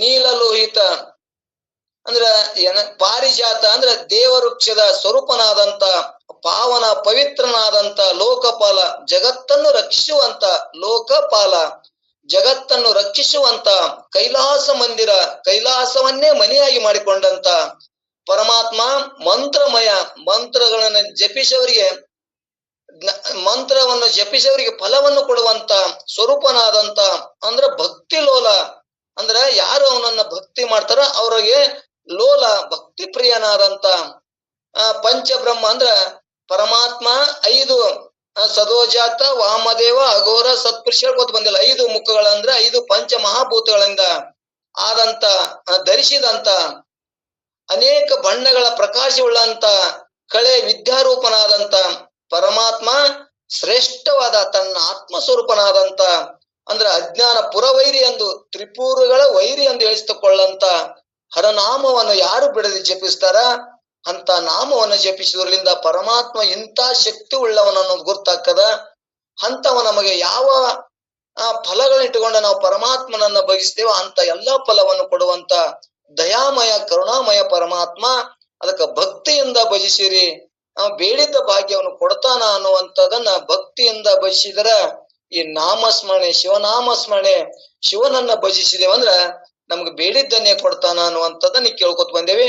ಕಾಮ ಭಕ್ತಿಯಿಂದ ಭಜಿಸಿದ್ರು ಕೂಡ ಫಲಗಳನ್ನು ಕೊಡ್ತಾನ, ಸ್ವರ್ಗವನ್ನು ಕೊಡ್ತಾನ. ಆದ್ರೆ ನಿಷ್ಕಾಮದಿಂದ ಭಜಿಸಿದ್ರೆ ಅಂತಃಕರಣ ಶುದ್ಧ ಮಾಡಿ ಮೋಕ್ಷವನ್ನು ಕೊಡುವಂತ ಪರಮಾತ್ಮ ನಾಮವನ್ನ ಭಜಿಸಿರಿ ಎನ್ನುವಂಥದ್ದನ್ನ ಇಂಥ ಶಕ್ತಿ ಉಳ್ಳವನು ಪರಮಾತ್ಮ ಅಂತೇಳಿ ಪರಮಾತ್ಮನ ಕೊಂಡಾಡಕತ್ತೇವೆ ನಾವು. ಇಲ್ಲಿ ಮುಂದ ಇಲ್ಲಿ ಇನ್ನೊಂದೇನ ಸೂಲಿ, ಸುಜಿನೈಕ್ಯ, ಬಾಂಧವ, ಸದಾಶಿವ ಅನ್ನುವಂಥದ್ದನ್ನ ಇಲ್ಲಿ ಏನ್ ಹೇಳ್ಕೊತ ಸೂಲಿ ಅಂದ್ರೆ ಸಗುಣ ರೂಪದಿಂದ ಪರಮಾತ್ಮನ ಸಗುಣ ಮತ್ತು ನಿರ್ಗುಣ ರೂಪನು ಅಂತ ನಾವು ಮೊದಲು ಹೇಳ್ಕೊತ ಬಂದೇವಿ. ಪರಮಾತ್ಮನನ್ನ ತ್ರಿಶೂಲನ್ನ ಧಾರಣೆ ಮಾಡಿದ್ದಾನ, ಆದ್ರಿಂದ ಇವನಿಗೆ ಶೂಲಿ ಎಂದ ಹೆಸರು ಪ್ರಾಪ್ತಿಯಾಗ್ಯದ. ಇನ್ನೊಂದು ರೀತಿಯಿಂದ ಅವ ಪರಮಾತ್ಮಗ ಶೂಲಿ ಅನ್ನೋಕೇನು ಸತ್ವ ರಜತಮಗಳಿಂದ 3 ಗುಣದಿಂದ ಕೂಡಿದ್ರಿಂದ ಆ ತ್ರಿಶೂಲನು ಹೆಂಗ 3 ಗುಣಗಳಿಂದ ಕೈಯ ಹಿಡ್ಕೊಂಡನ ಹಂಗ ಪರಮಾತ್ಮ ಪ್ರಕೃತಿ ಒಳಗ ಸತ್ವ ರಜತಮಗಳ 3 ವರ್ಗ ಜನ ಅದರ ಪ್ರಕೃತಿ ಒಳಗ ಈ 3 ವರ್ಗ ಜನರು ಇಲ್ಲಿ ಸತ್ವ ಗುಣವನ್ನ ರಜೋಗುಣ ತಮಗುಣದಿಂದ ಮನಸ್ಸಿನಿಂದ ಆ ಪ್ರಕೃತಿ ಒಳಗಿರುವ ಭೋಗವನ್ನ ಇವರು ಬಯಸ್ತಾರ ಅನ್ನುವಂಥದ್ದನ್ನ ಇಲ್ಲಿ ನಮ್ಗೆ ಗುರ್ತದ. ಈ ಪರಮಾತ್ಮ 3 ಗುಣದಿಂದ ಕೂಡ್ಯಾರ. ರಜೋಗುಣದಿಂದ 3 ವರ್ಗದವರಿಗೂ ಕೂಡ ಪರಮಾತ್ಮ ಕರುಣಾದನ. ಕೆಟ್ಟ ಮಂದಿಗೆ ಅವ ಏನ್ರ ದ್ರೋಹ ಮಾಡ್ಯಾನ ಇಲ್ಲ, ಅವ್ರ ಪಾಪವನ್ನ ಅವ್ರು ಉಣ್ತಾರ. ಸತ್ವ ಗುಣದವ್ರಿಗೆ ಅವ ಏನ್ರ ಹೆಚ್ಚು ಕಮ್ಮ ಮಾಡ್ಯಾನ ಅಂದ್ರೆ ಇಲ್ಲ. ಮತ್ತು ರಜೋಗುಣದವರಿಗೂ ಕೂಡ 3 ಗುಣಗಳುಳ್ಳದ್ದೇ ಪ್ರಕೃತಿ. 3 ಗುಣಗಳನ್ನ ಪರಮಾತ್ಮ ರಕ್ಷಣೆ ಮಾಡ್ತಾನ. ಅವ್ರು ಮಾಡಿದ್ದ ಕರ್ಮದ ಫಲವನ್ನ ಅವ್ರು ಅನುಭವಿಸ್ತಾರ ಅನ್ನುವಂಥದ್ದನ್ನ ಇಲ್ಲಿ ನಾವು ಇಲ್ಲಿ ತಿಳ್ಕೊಳ್ಳೋಣ. ತಮೋ ಗುಣದಿಂದ ಜಗತ್ತಿನ ನಾಶನೂ ಮಾಡ್ತಾನ ಮತ್ತು ಸತ್ವ ಗುಣದಿಂದ ಇಲ್ಲಿ ರಜೋಗುಣದಿಂದ ಜಗತ್ತಿನ ಉತ್ಪತ್ತಿ ಮಾಡ್ತಾನ, ಸತ್ವ ಗುಣದಿಂದ ಜಗತ್ತನ್ನ ಪಾಲನೆ ಮಾಡ್ತಾನ, ತಮೋ ಗುಣದಿಂದ ಜಗತ್ತನ್ನ ನಾಶ ಮಾಡ್ತಾನ. ಈ 3 ಗುಣಗಳನ್ನ ತನ್ನ ಅಧೀನ ಇಟ್ಕೊಂಡ್ರಿಂದ ಇವನಿಗೆ ಏನ್ ಹೆಸರು ಬತ್ತು ಅಂದ್ರೆ ಶೂಲಿ ಅಂತ ಹೆಸರು ಬತ್ತು ಅನ್ನೋದು ಕೇಳ್ಕೊಂಡು ಬಂದೀವಿ. ಇವ ಪರಮಾತ್ಮ ಹೆಂಗದಾನ? ಸುಜನೈಕ್ಯ ಬಾಂಧವ, ಸಜ್ಜನರಿಗೆ ಪರಮಾತ್ಮನೊಬ್ಬನೇ ಅಪದ್ ಬಾಂಧವ ಅಂದ್ರೆ ನಿನ್ನೆ ಕೇಳ್ಕೊಂಡ್ ಬಂದೆ. ಯಾರು ನಮಗ ಅಪದ್ ಬಾಂಧವ್ರು ಯಾರಪ್ಪ ಅಂದ್ರ ಪರಮಾತ್ಮನೇ ಅದಾನ. ರೊಕ್ಕ ನನಗೆ ಹೆಂಡತಿ ಅದಾರ, ಮಕ್ಳದಾರ, ಮಂದಿ ಬಳಗ ಬಾಳ ಅದ, ನನಗೆ ಜನ ನನ್ನಿಂದ ಬಾಳ ಅದ ಅಂದ್ರ ಯಾರು ನಂಗ ಬಾಂಧವರಲ್ಲ. ಯಾರು ಪರಮಾತ್ಮನೇ ನನ್ಗ ಬಾಂಧವ. ನಾ ಎಲ್ಲಿ ಅದೀನಿ ಅಲ್ಲಿ ಇರ್ತಾರ. ಆದ್ರ ನಾ ಎಲ್ಲೋ ದೇಶಕ್ಕೆ ಹೋಗಿದ್ದೀನಿ, ಅಲ್ಲಿ ಯಾರು ನಮ್ ಮಂದಿ ಇರಂಗಿಲ್ಲ. ಎಲ್ಲೋ ಒಂದು ವಾಹನದಾಗ ಹೊಂಟಿರ್ತೀನಿ, ಯಾರು ನಮ್ಮನ್ನ ರಕ್ಷಣೆ ಮಾಡೋರಂಗಿಲ್ಲ. ಆದ್ರ ಅಲ್ಲಿ ಯಾರು ರಕ್ಷಣೆ ಮಾಡ್ತಾರಂದ್ರ ಆ ಪರಮಾತ್ಮನೇ ರಕ್ಷಣೆ ಮಾಡ್ತಾನ. ಅದಕ್ಕೆ ಅವ ಏನಂತ ಬತ್ತಿಲ್ಲಿ ಅಪದ್ ಬಾಂಧವ ಅನ್ನುವಂಥದ್ದನ್ನ ನಾವು ಹೆಸರು ಬತ್ತು ಅನ್ನುವಂತ ತಿಳಿಸೋತ್ ಬಂದಾರ. ಇವತ್ತ ಬಂಧುಗಳದಾರ, ಇವತ್ತು ಬಂದುಂಡು ಹೋಗ್ತಾರ, ಆದ್ರ ಬಂಧನ ಕಳೆಯೋರಿಲ್ಲ. ಯಾರು ಪರಮಾತ್ಮನನ್ನ ಭಜಿಸ್ತಾರ, ಪರಮಾತ್ಮನನ್ನ ನಂಬುತ್ತಾರ, ಅವ್ರ ಬಂಧನನ್ನು ಕಳೀತಾನ. ಅಂದ್ರೆ ಬಂಧನ ಅಂದ್ರ ಈ ಹುಟ್ಟು ಸಾವುಗಳಿಂದ ಭವ ಸಂಸಾರದಿಂದ ದಾಟಿಸ್ತಾನ ಮತ್ತು ಎಲ್ಲವನ್ನು ರಕ್ಷಣೆ ಮಾಡ್ತಾನ. ಅದಕ್ಕೆ ಅವಂಗ ಅಪದ್ ಬಾಂಧವ ಅನ್ನುವಂಥದ್ದನ್ನ ಇಲ್ಲಿ ಹೇಳ್ಕೊತ್ ಬಂದಾರ. ನಮ್ಗೆ ನೋಡ್ತೇವೆ ಒಂದೊಂದ್ ಕಾಲದಾಗ ಹೆಂಗಪ್ಪ ಈ ಕಷ್ಟದಿಂದ ಪಾರಾಗೋದೊಂದು ಯಾವ ರೂಪದಿಂದ ಬಂದು ಕಷ್ಟ ಪಾರು ಮಾಡ್ತಾನ. ಮತ್ತ ನಮಗೊಂದ್ ಏನೋ ಒಂದ್ ಕಾರಣ ಕತ್ತು ಲಗ್ನ ಏನೋ ಉಡಿರ್ತೇವೆ, ನಮ್ಗೆ ಹೆಂಗಪ್ಪ ಲಗ್ನ ಹೆಂಗ ಆಗ್ತದ, ನಾವ್ ಶಿರ್ಷಲ್ ಕೊಂಟೇವಿ, ನಮ್ ಮತ್ತಕ್ಕೆ ರೊಕ್ಕನೇ ಇಲ್ಲ, ಹೆಂಗಪ್ಪ ಅಂತ ನಾವು ಚಿಂತೆ ಮಾಡ್ತೇವೆ. ಆದ್ರೆ ಯಾರ ಹೊಟ್ಟೆಗಾರ ಬಂದು ಬಾರೋ ನಾನು ರೊಕ್ಕ ಕೊಡ್ತೀನಿ, ಶಿರ್ಸಲ್ಕ್ ಹೋಗು ಮತ್ ಬಾ ಬಂದ್ ಕೊಡಕತ್ತೆ ಅಂತ ಕರ್ಕೊಂಡ್ ಹೋಗ್ತಾನ. ಇವತ್ತ ಏನೋ ಕಷ್ಟದಾಗಿದ್ದ ಯಾವ ರೂಪದಿಂದ ಬಂದು ನಮ್ಮನ್ನ ರಕ್ಷಣೆ ಮಾಡ್ತಾನ ಎಲ್ಲರಿಗೂ ಪ್ರತ್ಯಕ್ಷ ಅದ. ಹಂಗ ಪರಮಾತ್ಮನಿಗೆ ಏನ್ ಅನ್ಬೇಕು ಇಲ್ಲಿ ಅಪದ್ ಬಾಂಧವದನ. ಅದಕ್ಕ ಆ ಪರಮಾತ್ಮನನ್ನ ಭಜಿಸ್ರಿ, ಯಾರನ್ನು ನಂಬ್ಯಾಡ್ರಿ, ಆದ್ರ ಪರಮಾತ್ಮನನ್ನೇ ಒಬ್ಬನ ನಂಬ್ರಿ, ಅವ್ರೊಳಗೆ ಎಲ್ಲರೂ ಬರ್ತಾರ ಅನ್ನುವಂಥದನ್ನ ಇಲ್ಲಿ ಹೇಳುದಕ್ಕ ಅವಾಗ ಅನೇಕ ಹೆಸರು ಬಂದು ಅನ್ನೋದ್ ಕೇಳ್ಕೊತ್ ಬಂದಾರ. ಇನ್ನೊಂದು ಚಂದ್ರಮೌಳಿ ಅಂತ ಪರಮಾತ್ಮನ ಹೆಸರ. ಚಂದ್ರಮೌಳಿ ಅಂದ್ರೆ 3ನೇ ನುಡಿಯೊಳಗ ಚಂದ್ರಮೌಳಿ ಅಂತ ಹೆಸರು ಬತ್ತು. ಚಂದ್ರಮೌಳಿ ಅಂತ ಯಾಕೆ ಹೆಸರು ಬತ್ತು ಅಂದ್ರೆ ಇಲ್ಲೊಂದು ಮತ್ತೊಂದು ಕಥೆ ಹೇಳ್ತಾರ. ಪರಮಾತ್ಮ ಚಂದ್ರನನ್ನ ತಲೆಯೊಳಗ ಧಾರಣೆ ಮಾಡಿದ್ರ ಸಂಬಂಧ ಅವಾಗ ಚಂದ್ರ ಅಂತ ಹೆಸರು ಬತ್ತು ಅನ್ನುವಂಥದ್ದು ಕೇಳ್ಕೊಂಡ್ ಬಂದೇವಿ. ಹೆಂಗಂದ್ರ ಒಂದು ಕಾಲದೊಳಗ ಆ ಚಂದ್ರನು ಕೂಡ ಗುರುಗಳಲ್ಲಿ ಅಭ್ಯಾಸ ಮಾಡ್ತಿದ್ದ ಕತೆ. ಆ ಚಂದ್ರ ಗುರುಗಳಾದಂತ ಗುರುಗಳು ಯಾರು ಅಂದ್ರೆ ಬೃಹಸ್ಪತಿ ಆಚಾರ್ಯಲ್ಲಿ ವಿದ್ಯಾಭ್ಯಾಸಕ್ಕಾಗಿ ಅಲ್ಲಿ ಅವ್ರ ಮನೆಯಲ್ಲಿದ್ದು ಅಭ್ಯಾಸ ಮಾಡ್ತಿದ್ದ. ಅವಾಗ ಆ ಬೃಹಸ್ಪತಿ ಅವನ ಹೆಂಡತಿ ಬಹಳ ಸುಂದರಿಯಾಗಿದ್ಲು. ಮತ್ತು ಆ ಇವನು ಚಂದ್ರನು ಕೂಡ ಬಹಳ ಸುಂದರವಾಗಿದ್ದ. ಬೃಹಸ್ಪತಿ ಗುರುಗಳಿಲ್ಲಾರ್ದಾಗ ಆ ಹೆಂಡತಿ ಈ ಚಂದ್ರನನ್ನ ಏನ್ ಮಾಡ್ತಾಳಂದ್ರ ಮೋಹಿಸ್ತಾಳ. ಇವನ ಚೆಲುವಿಕೆ, ಇವನ ಗುಣಗಳನ್ನ ನೋಡಿ ಆಕಿ ಬಹಳ ಮನಸೋತು ಗುರು ಇಲ್ಲದಾಗ ಆಕಿನೇ ಜ್ಞಾನವನ್ನ ಹೇಳ್ತಿರ್ತಾಳ. ಅವಾಗ ಜ್ಞಾನವನ್ನ ಹೇಳುವತ್ನಾಗ ಕಾಮದ ವಿಚಾರಗಳನ್ನ ಹೇಳಿ ಆತನನ್ನ ಆ ಕಾಮದ ವಿಷಯಗಳನ್ನ ಬೋಧಿಸಿ ಆ ಗುರುಗಳಾದಂತ ಯಾರು ಬೃಹಸ್ಪತಿ ಇಲ್ಲಾರ್ದಾಗ ಅವನ್ ಗೊತ್ತಾಲಾರ್ದಂಗ ಆತನನ್ನ ಪ್ರೇಮಿಸಿ ಮೋಹಿಸಿ ತಾಳಾಗ್ತಾಳ. ಮೋಹ ಹೆಣ್ಮಕ್ಳಲ್ಲಿ ಬಹಳ ಇರ್ತದ. ಆ ಮೋಹಿತನಾಗಿ ಆಕೆ ಏನ್ ಮಾಡ್ತಾಳಂದ್ರ ಆ ಚಂದ್ರನನ್ನ ಮೋಹಿಸ್ತಾಳ ಅನ್ನುವಂಥದ್ದನ್ನ ಇಲ್ಲಿ ಕಥೆ ಐತಿ. ಆಗ ಆ ಚಂದ್ರ ಏನಾಯ್ತಪ್ಪ ಅಂದ್ರೆ ಇದು ಬೃಹಸ್ಪತಿ ತ್ರಿಕಾಲ ಜ್ಞಾನಿ ಇರ್ತಾನ, ಬಹಳ ಜ್ಞಾನಿ ಇರ್ತಾನ. ಅವಾಗ ಬೃಹಸ್ಪತಿಗೆ ಗುರ್ತಾಗ್ತದ, ಹಿಂಗ ನನ್ನ ಹೆಂಡತಿ ಇವ ಪ್ರೀತಿಸ್ತಾನ, ಇವಾಗ ನಾನು ಏನು ಶಾಪ್ ಕೊಡ್ಲಿ ಅನ್ನುವಂಥದ್ದನ್ನ ವಿಚಾರ ಮಾಡಿ ಅವಾಗ ಏನ್ ಮಾಡ್ತಾನ, ಇವಂತ ತಪ್ಪು ಕಾರ್ಯವನ್ನ ಮಾಡ್ಯಾನ, ಅಂತ ಅದನ್ನು ಗುರ್ತಾಕದ. ಮತ್ತ ಆದ್ರೆ ಇವನು ತಪ್ಪು ಕಾರ್ಯ ಅಲ್ಲ, ಆದ್ರೆ ನನ್ನ ಹೆಂಡತಿದೇ ತಪ್ಪದ, ಈಕಿ ನನ್ನ ಮೋಹಿಸಿದ್ದು ಈಕಿದು ತಪ್ಪದ ಅಂತೇಳಿ ಆ ತನ್ನ ಹೆಂಡತಿಯನ್ನು ಬಿಟ್ಟು ಆ ಚಂದ್ರನ ಏನ್ ಮಾಡ್ತಾನಂದ್ರೆ ಶಾಪ ಕೊಡ್ತಾನ ಅನ್ನುವಂಥದ್ದನ್ನ ನಾವು ಹಿಂದೆ ಕತಿ ಕೇಳ್ಕೊಂಡ್ ಬಂದೇವೆ. ಆದ್ರೆ ಇಲ್ಲಿ ಏನ ಆ ಹೆಂಡತಿ ವಿಚಾರ ಮಾಡ್ತಾನ, ಆದ್ರ ಸ್ತ್ರೀಯರಲ್ಲಿ ಮೋಹ ಗುಣ ಸ್ವಭಾವ ಸಿದ್ಧವಾಗಿರುತ್ತದೆ. ಆದ್ರಿಂದ ಅವಳಿಗೆ ಹೌದು ಆಕಿದು ತಪ್ಪಲ್ಲ. ಹಾಗಾದರೆ ಇದು ಯಾರ ತಪ್ಪ ಅಂದ್ರ ಈ ಈ ಈ ಸುಂದರ ರೂಪವೇ ಇದಕ್ಕೆ ಕಾರಣ ಆಗೋದ್ರಲಿಂದ ಆ ಯಾರಿಗಪ್ಪ ಅಂದ್ರ ಚಂದ್ರನಿಗೆ ಅವ ಶಾಪ ಕೊಟ್ಟ ಅನ್ನುವಂಥದ್ದನ್ನ ಕೇಳ್ತೇವೆ. ಅವ ಎಂತ ಶಾಪ ಕೊಡ್ತಾನಂದ್ರ ಇವಾಗ ನೀನು ಕತ್ತಲದೊಳಗಿರು ಅನ್ನುವಂಥದ್ದನ್ನ ಅಲ್ಲಿ ಶಾಪ ಕೊಡ್ತಾನ. ಶಾಪ ಕೊಟ್ಟಾಗ ಆ ಚಂದ್ರನಿಗೆ ಏನಾಗ್ತದಂದ್ರ ಬಹಳ ದುಃಖ ಆಗ್ತದ. ನಾನು ಹೆಂಗ್ ಮಾಡ್ಬೇಕು, ನಾನು ಕತ್ತಲಿಂದ ಶಾಪ ಕೊಟ್ಟ ಆ ಶಾಪ ವಿಮೋಚನೆ ಹೆಂಗ್ ಮಾಡ್ಬೇಕು ಅಂತೇಳಿ ಬಹಳ ದುಃಖಿತನಾಗ್ತಾನ. ಆ ದುಃಖಿತನಾದಾಗ ಆ ಪರಮಾತ್ಮನನ್ನ ಕುರಿತು ತಪಸ್ಸು ಮಾಡ್ತಾನ. ಆ ಪರಮಾತ್ಮ ನೋಡ್ಸ್ಕೊಳಕ್ ಅನೇಕ ರೀತಿಯಿಂದ ಪರಮಾತ್ಮನಲ್ಲಿ ತಪಸ್ಸು ಮಾಡಿದಾಗ ಪರಮಾತ್ಮನ ಅವನನ್ನು ಒಲಿತಾನ. ಅವಾಗ ಒಲಿತಾಗ ಆದ್ರ ಶಾಪ ಕೊಟ್ಟದ ಋಷಿ ಶಾಪವನ್ನು ತಪ್ಸಕ್ ಯಾರಿಗೂ ಸಾಧ್ಯ ಆಗಂಗಿಲ್ಲ. ಯಾರೇ ಶಾಪ ಕೊಟ್ಟರು ಕೂಡ ಅಂತಿರ್ತಾರ ನೋಡು, ನಮ್ಮ ಹಣೆ ಬರದಾಗ ಇದ್ದದ್ದು ಆ ಬ್ರಹ್ಮನಿಗೂ ಕೂಡ ಚೇಂಜ್ ಮಾಡಕ್ ಆಗೋದಿಲ್ಲ, ಅದನ್ನ ಭೋಗಿಸೇ ತೀರ್ಬೇಕು ಅನ್ನುವಂಥದ್ದನ್ನ ಕತಿ ಕೇಳ್ತೀವಿ ನಾವು. ಹೊರಗೆ ಲೌಕಿಕ ನಾನುಡಿ ಕೇಳ್ತೇವೆ. ಆದ್ರೆ ಇಲ್ಲಿ ಆ ಬೃಹಸ್ಪತಿಯನ್ನ ಶಾಪ ಕೊಟ್ಟದ ಆ ಶಾಪವನ್ನು ವಿಮೋಚನೆ ಮಾಡುದು ಯಾರಿಗಿಲ್ಲ.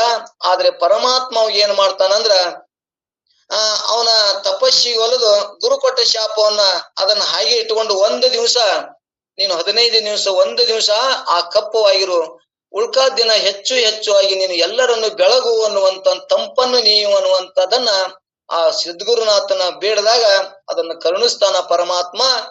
ಅವಾಗ ಅಷ್ಟೇ ಮಾಡುದಿಲ್ಲ, ಅವನ ತಲೆಯಲ್ಲಿ ಬಾಲಚಂದ್ರ ಅಂದ್ರೆ ಚಂದ್ರನನ್ನ ತಲೆಯಲ್ಲಿ ಅವನ ಇಟ್ಟುಕೊಂಡು ಅವನ್ ಯಾವಾಗಲೂ ಅವನ ಹತ್ತಿರ ಇರುವಂಗ ಮಾಡ್ತಾನ ಅನ್ನುವಂಥದ್ದನ್ನ ಒಂದು ಕತಿ ಕೇಳಿವೆ. ಹಂಗಿಲ್ಲಿ ಆ ಇವ ಚಂದ್ರ 15 ದಿವಸ ಕತ್ತಲ 15 ದಿವಸ ಬೆಳಕಾಗಿರ್ತಾನ. ಅಂತದನ್ನ ಮತ್ತೆ ಪರಮಾತ್ಮ ಕರುಣಿಸಿದ ಅನ್ನುವಂಥದ್ದನ್ನ ಅದಕ್ಕೆ ಪರಮಾತ್ಮ ಅದನ್ನ ಇದು ಮಾಡಿದ್ರಿಂದ ಅವಾಗ ಏನಾಯ್ತು, ಅವಾಗ ಚಂದ್ರಮೌಳಿ ಅಂದ್ರೆ ಚಂದ್ರನನ್ನ ತಲೆ ಮ್ಯಾಗ ಇಟ್ಟುಕೊಂಡದ ಸಂಬಂಧ ಅವಾಗ ಚಂದ್ರಮೌಳಿ ಅನ್ನುವಂಥದ್ದನ್ನ ಅವಾಗ ಶಾಪಗ್ರಸ್ತವನ್ನ ಮಾಡಿ ಮತ್ತ ಗುರು ಕೊಟ್ಟಂತ ಶಾಪದ ಜೊತೆಗೆ ಮತ್ತಿಷ್ಟು ಅವನ ತಲೆಯಲ್ಲಿ ಇಟ್ಟುಕೊಂಡ ಅನ್ನುವಂಥದ್ದನ್ನ ನಾವು ಇಲ್ಲಿ ಕತಿ ಕೇಳ್ಕೊಂಡ್ ಬಂದೇವೆ. ಅದಕ್ಕೆ ಇಲ್ಲಿ ಒಟ್ಟಾರೆ ಆ ಪರಮಾತ್ಮನ ಹೆಸರುಗಳನ್ನ ಮಾಡುವುದರಿಂದ ನಮಗ ಮೋಕ್ಷ ಆಗ್ತದ ಅನ್ನುವಂಥದ್ದನ್ನ ಇಲ್ಲಿ ಹೇಳುವ. ಅಂತ ಚಂದ್ರನಿಗೂ ಕೂಡ ಶಾಪ ಕೊಟ್ಟದ್ದನ್ನು ಕೂಡ ಅಂತವನನ್ನು ಕೂಡ ತಲೆ ಮ್ಯಾಗ ಇಟ್ಟುಕೊಂಡ ಅನ್ನುವಂಥದ್ದನ್ನ ಇಲ್ಲಿ ನಮ್ ಕತಿ ಆಗ್ತಾ ಬರ್ತದ. ಇನ್ನು ಚರ್ಮಾಂಬರ ಮತ್ತು ಅಸುರಿ ಶಿರಾಮಾಲೆ ಅನ್ನುವಂಥದ್ದನ್ನು ಕೂಡ ನಾವು ಕೇಳ್ಕೊಂಡು ಬಂದೇವಿ. 4ನೇ ನುಡಿ ಒಳಗ ಇಲ್ಲಿ ಏನ್ ಹೇಳ್ತಾರ ಅಂದ್ರ ಅಸುರಿ ಶಿರಾಮಾಲಿ ಅನ್ನುವಂಥದ್ದನ್ನ ನಾವು ನಿನ್ನೆ ಕತಿ ಕೇಳ್ಕೊಂಡ್ ಬಂದೇವಿ. ಅಂದ್ರೆ ಇಲ್ಲಿ ಏನಪ್ಪಾ ಅಂದ್ರ ಶಿರದೊಳಗ ಮಾಲೆಯನ್ನ ಯಾರನ್ನ ರಾಕ್ಷಸರನ್ನ ಮಾಲೆಯನ್ನ ಹಾಕಿಕೊಂಡದಕ್ಕಾಗಿ ಅವ್ನಿಗೆ ಶಿರೋಮಾಲಿ ಅಂತ ಹೆಸರು ಬತ್ತು. ಅಲ್ಲಿ ರಾಕ್ಷಸರು ಯಾರಪ್ಪ ಅಂದ್ರ ಮೊನ್ನೆ ಕತಿ ಕೇಳಿವೆ, ತಾರಾಕ್ಷ ಕಮಲಾಕ್ಷ ಇದ್ದುನ್ಮಾಲಿ ಅನ್ನುವಂಥದ್ದು ಒಬ್ಬ ಋಷಿ 3 ಮಂದಿ ಮಕ್ಕಳು ಆ ತಪಸ್ಸನ್ನ ಮಾಡಿ ಅವ್ರು ಏನ್ ಮಾಡ್ಕೊಂಡಾರಂದ್ರ ಸಾವನ್ನೇ ಇಲ್ಲದಂತೆ ಸಾವು ಇಲ್ಲದಂತೆ ವರವನ್ನೇ ಪಡ್ಕೊಂಡಿರ್ತಾರ. ಆದರೆ ಸಾವು ಮಾತ್ರ ಅವ್ರ ಹೆಂಡರಲ್ಲಿ ಮಾತ್ರ ಇಟ್ಟಿರ್ತಾನ ಪರಮಾತ್ಮ. ಆದ್ರೆ ಅವ್ರ ಹೆಂಡರು ಎಷ್ಟು ಪ್ರತಿರುತರಾಗಿರ್ತಾರ, ಅಷ್ಟ ಅವ್ರಿಗೆ ಎಷ್ಟೇ ವಿದ್ಯೆಗಳನ್ನಾಡಿ ಸೋತ್ರು ಪ್ರಾಣ ಆದ್ರೂ ಕೂಡ ಮತ್ತ ಅವ್ರು ಹುಟ್ಟಿ ಮತ್ತ ದೇವತೆಗಳ ಜೊತೆ ವಿದ್ದಾಡ್ತಿರ್ತಾರ. ಅಂತ ತಪಸ್ಸನ್ನು ಮಾಡಿದಂತ ರಾಕ್ಷಸರನ್ನು ಕೂಡ ಅವಾಗ ಅವ್ರ ಹೆಂಡರಲ್ಲಿ ಒಂದು ವೇಷವನ್ನ ತೊಟ್ಟು ಅವರ ಶೀಲವನ್ನ ಅವ್ರನ್ನೇನ್ ಮಾಡ್ತಾನ ಮೋಹಿತನಾಗಂಗ ಮಾಡಿ ಆ ಶೀಲದ ಅವ್ರ ಕಳ್ಕೊಂಡಾಗ ಮತ್ತ ಅವ್ರ ಏನಾಗ್ತಾರಪ್ಪ ಅಂದ್ರ ರಾಕ್ಷಸರು ಸಂಹಾರ ಆಕ್ಕಾರ. ಅಂತ ಸಂಹಾರ ಮಾಡಿ ಅವ್ರ ಕೊರಳನ್ನೇ ಅವರ ರುಂಡವನ್ನೇ ಕೊರಳಾಗ ಹಾಕೊಂಡು ಸಂಬಂಧ ಅವಂಗಲ್ಲಿ ಏನ್ ಬತ್ತು ಹೆಸರ ಅಸುರಿ ಶಿರೋಮಾಲಿನಿ ಅಂತ ಹೆಸರು ಬತ್ತು ಅನ್ನುವಂಥದ್ದನ್ನ ಕೇಳ್ಕೊಂಡ್ ಬಂದೇವಿ. ಇಲ್ಲಿ ಹಿಂಗ ಅನೇಕ ಪರಮಾತ್ಮ ಒಂದೊಂದು ಹೆಸರಿಗೂ ಕೂಡ 108 ಹೆಸರು ಬರ್ಬೇಕಾದ್ರ ಇಷ್ಟ ಎಲ್ಲಾ ಕಾರ್ಯಗಳನ್ನ ಆ ಪರಮಾತ್ಮ ಮಾಡ್ಯಾನಲ್ಲ. ಅವ್ ಇನ್ನ ಸಾವಿರಾರು ಹೆಸರುಗಳು, ಇದ್ರಾಗ ಮುಖ್ಯವಾದದ್ದು ನಮಗ್ 108 ಇಷ್ಟೇ ಇಟ್ಟಾರ. ಇನ್ನ ಸಾವಿರಾರು ಅವಂಗ ಲೀಲೆ ಕಾರ್ಯಗಳನ್ನ ಮಾಡ್ಯಾನ ಅನ್ನುವಂಥದನ್ನ ಅಂತ ಪರಮಾತ್ಮನನ್ನ ನಾವು ಭಜಿಸ್ಲಿಕ್ಕಂದ್ರ ನಾವ್ ಏನಾಗ್ತೇವೆ ಅನ್ನುವಂಥದನ್ನ ಇಲ್ಲಿ ಆ ಭಜಿಸ್ರಿ ಹರನಾಮವನ್ನು ಯಾರು ಬಿಟ್ಟು ಬಿಡದೆ ಜಪಿಸ್ತಾರ ಅಂತ ಶಕ್ತಿ ನಮಗ್ ಪರಮಾತ್ಮನ ಶಕ್ತಿ ನಮಗ್ ಬರ್ತದ ಅನ್ನುವಂಥದನ್ನ ಇಲ್ಲಿ ಹೇಳುವಂತ ಉದ್ದೇಶದ. ಇನ್ನ 4ನೇ ನುಡಿ ಒಳಗ ವರದವಾಗೀಶ ವರ್ಣಾತೀತ ಒಂದೇ ಜಯ ಪರಮ ಪರಿತರ ಪರಜ್ಯೋತಿ ಪರಮಾನಂದ ನಿರುಪಾಯ ನಿರುಪಮ ನಿರಾವರಣ ನಿರ್ಲೇಪ ನಿರವಯ ನಿತ್ಯ ತೃಪ್ತ ಉರಗ ಕಂಕಣ ವಿಶ್ವತೋಭಾವು ವಿಶ್ವಾತ್ಮ ಸುರಗಣಾರ್ಚಿತ ಸನಾತನ ಸದಾಗತಿ ಹಂಸ ಗಿರೀಶ ಗಾಂಗೇಪಿತ ಗಣನಾಥ ಜಗದೀಶ ವಿಷಾದರ ಪಿಣಾಕಿ ಎಂದು ಅನ್ನುವಂಥದ್ದನ್ನ ಮತ್ತ ಸಮಯ ಬಹಳ ಆಯ್ತು. ಒಂದು ತಾಸದ 10 ನಿಮಿಷ ಆಯ್ತು. ಇದನ್ನ ಮತ್ತ ನಾಳೆಗೆ ನಾನೆಲ್ಲ ರಗಡ್ ಅವಸರ ಸ್ಪೀಡ್ ಹೇಳ್ತೀನಿ. ಆದ್ರೂ ಪರಮಾತ್ಮನ ಒಂದೊಂದು ಹೆಸರಿಗೂ ಒಂದೊಂದು ಕತಿ, ಒಂದೊಂದು ಅರ್ಥ, ಒಂದೊಂದು ಶಬ್ದ, ಒಂದೊಂದು ಫಲ, ಎಷ್ಟ ಆ ಭಗವಂತನ ಶಕ್ತಿ ಅದನ್ನುವಂಥದ್ದನ್ನ ನಾವು ವಿಚಾರ ಮಾಡಿದಾಗ ನಾವ್ ಎಷ್ಟು ಹೇಳಿದ್ರು ಮುಗಿದಿಲ್ಲ. ಅದಕ್ಕೆ ನಮ್ಗೆ ಎಷ್ಟು ಬೇಕು ಅಷ್ಟನ್ನ ಇಷ್ಟಿತ್ತು ಆಯ್ಕೊಂಡು ನಾವು ಮುಂದಕ್ಕೆ ಹೋಗೋಣ. ಸಮಯ ಬಹಳ ಆಯ್ತು, ಕ್ಷಮ ಇರ್ಲಿ. ಅದಕ್ಕೆ ಇಲ್ಲಿ ತನ ಪರಮಾತ್ಮನ ನಾಮಾವಳಿಯನ್ನ ಸ್ಮರಿಸುವುದರಿಂದ ನಾಮವನ್ನು ಭಜಿಸುವುದಿಲ್ಲ ಇಂಥ ಫಲ ಅದ ಅನ್ನುವಂಥದ್ದನ್ನ ಸ್ಥೂಲ ಸೃಜನೈಕ್ಯ ಬಾಂಧವ್ಯ ಸದಾಶಿವ ಚಂದ್ರ ಅನ್ನುವಂಥದ್ದನ್ನ ಇದು 2 ನುಡಿಗಳನ್ನ ನಾವು ಹೇಳ್ಕೋತ ಬಂದೇವಿ. ನಾಳೆಗೆ ಇನ್ನು 2 ನುಡಿ ಯಾವುದು ವರದವಾಗೀಶ ಮತ್ತು ಉದಯಹಸ್ತಮಾನದೊಳು 108 ನಾಮನ ಬಯಸುವುದರಿಂದ ಏನ್ ಫಲ ಆಗ್ತದ ಅನ್ನುವಂಥದ್ದನ್ನ ನಾಳೆಗೆ 2 ನುಡಿಯನ್ನು ಹೇಳಿ ಮತ್ ಇದನ್ನ ಮತ್ ಮುಂದ ಪರಮೇಶ್ವರಿ ಪುಣ್ಯನಾಮನ್ನು ಹೋಗೋಣ ಅನ್ನುವಂಥದ್ದನ್ನ ತಿಳಿಸಿ ಇಲ್ಲಿ ತನ್ನ 1-2 ಮಾತುಗಳನ್ನ ಆಡಕ ತಾವೆಲ್ಲರೂ ಅವಕಾಶ ಕೊಟ್ಟದಕ್ಕಾಗಿ ಮತ್ತು 1-2 ಮಾತುಗಳು ಏನೋ ಹೆಚ್ಚು ಕಮ್ಮಿ ಆದ್ರೂ ಕೂಡ ತಾವೆಲ್ಲರೂ ನನ್ನನ್ನು ಕ್ಷಮಿಸ್ತೀರಿ ಅಂತೇಳಿ ನಾ ಹೇಳ್ತಾ ಇದ್ದೀನಿ. ನನ್ನ 1-2 ಮಾತುಗಳನ್ನ ಸಿದ್ದೋಡ ಪಾದಕ್ಕೆ ಅರ್ಪಿಸಿ ಮುಕ್ತಾಯ ಮಾಡ್ತೀನಿ. ಈ ಕಾರ್ಯಕ್ರಮ ಭಾಗಿಯಾದಂತ ತಮ್ಮೆಲ್ಲರ ಪಾದಕ್ಕೂ ಕೂಡ ಶರಣಾರ್ಥಿ ಸಲ್ಲಿಸಿ ಇವತ್ತಿನ ಸತ್ಸಂಗ ಇಲ್ಲಿಗೆ ಮುಕ್ತಾಯ ಮಾಡ್ತೀನಿ. ಎಲ್ಲರಿಗೂ ಶರಣಾರ್ಥಿಗಳು. ಓಂ ನಮಃ ಶಿವಾಯ.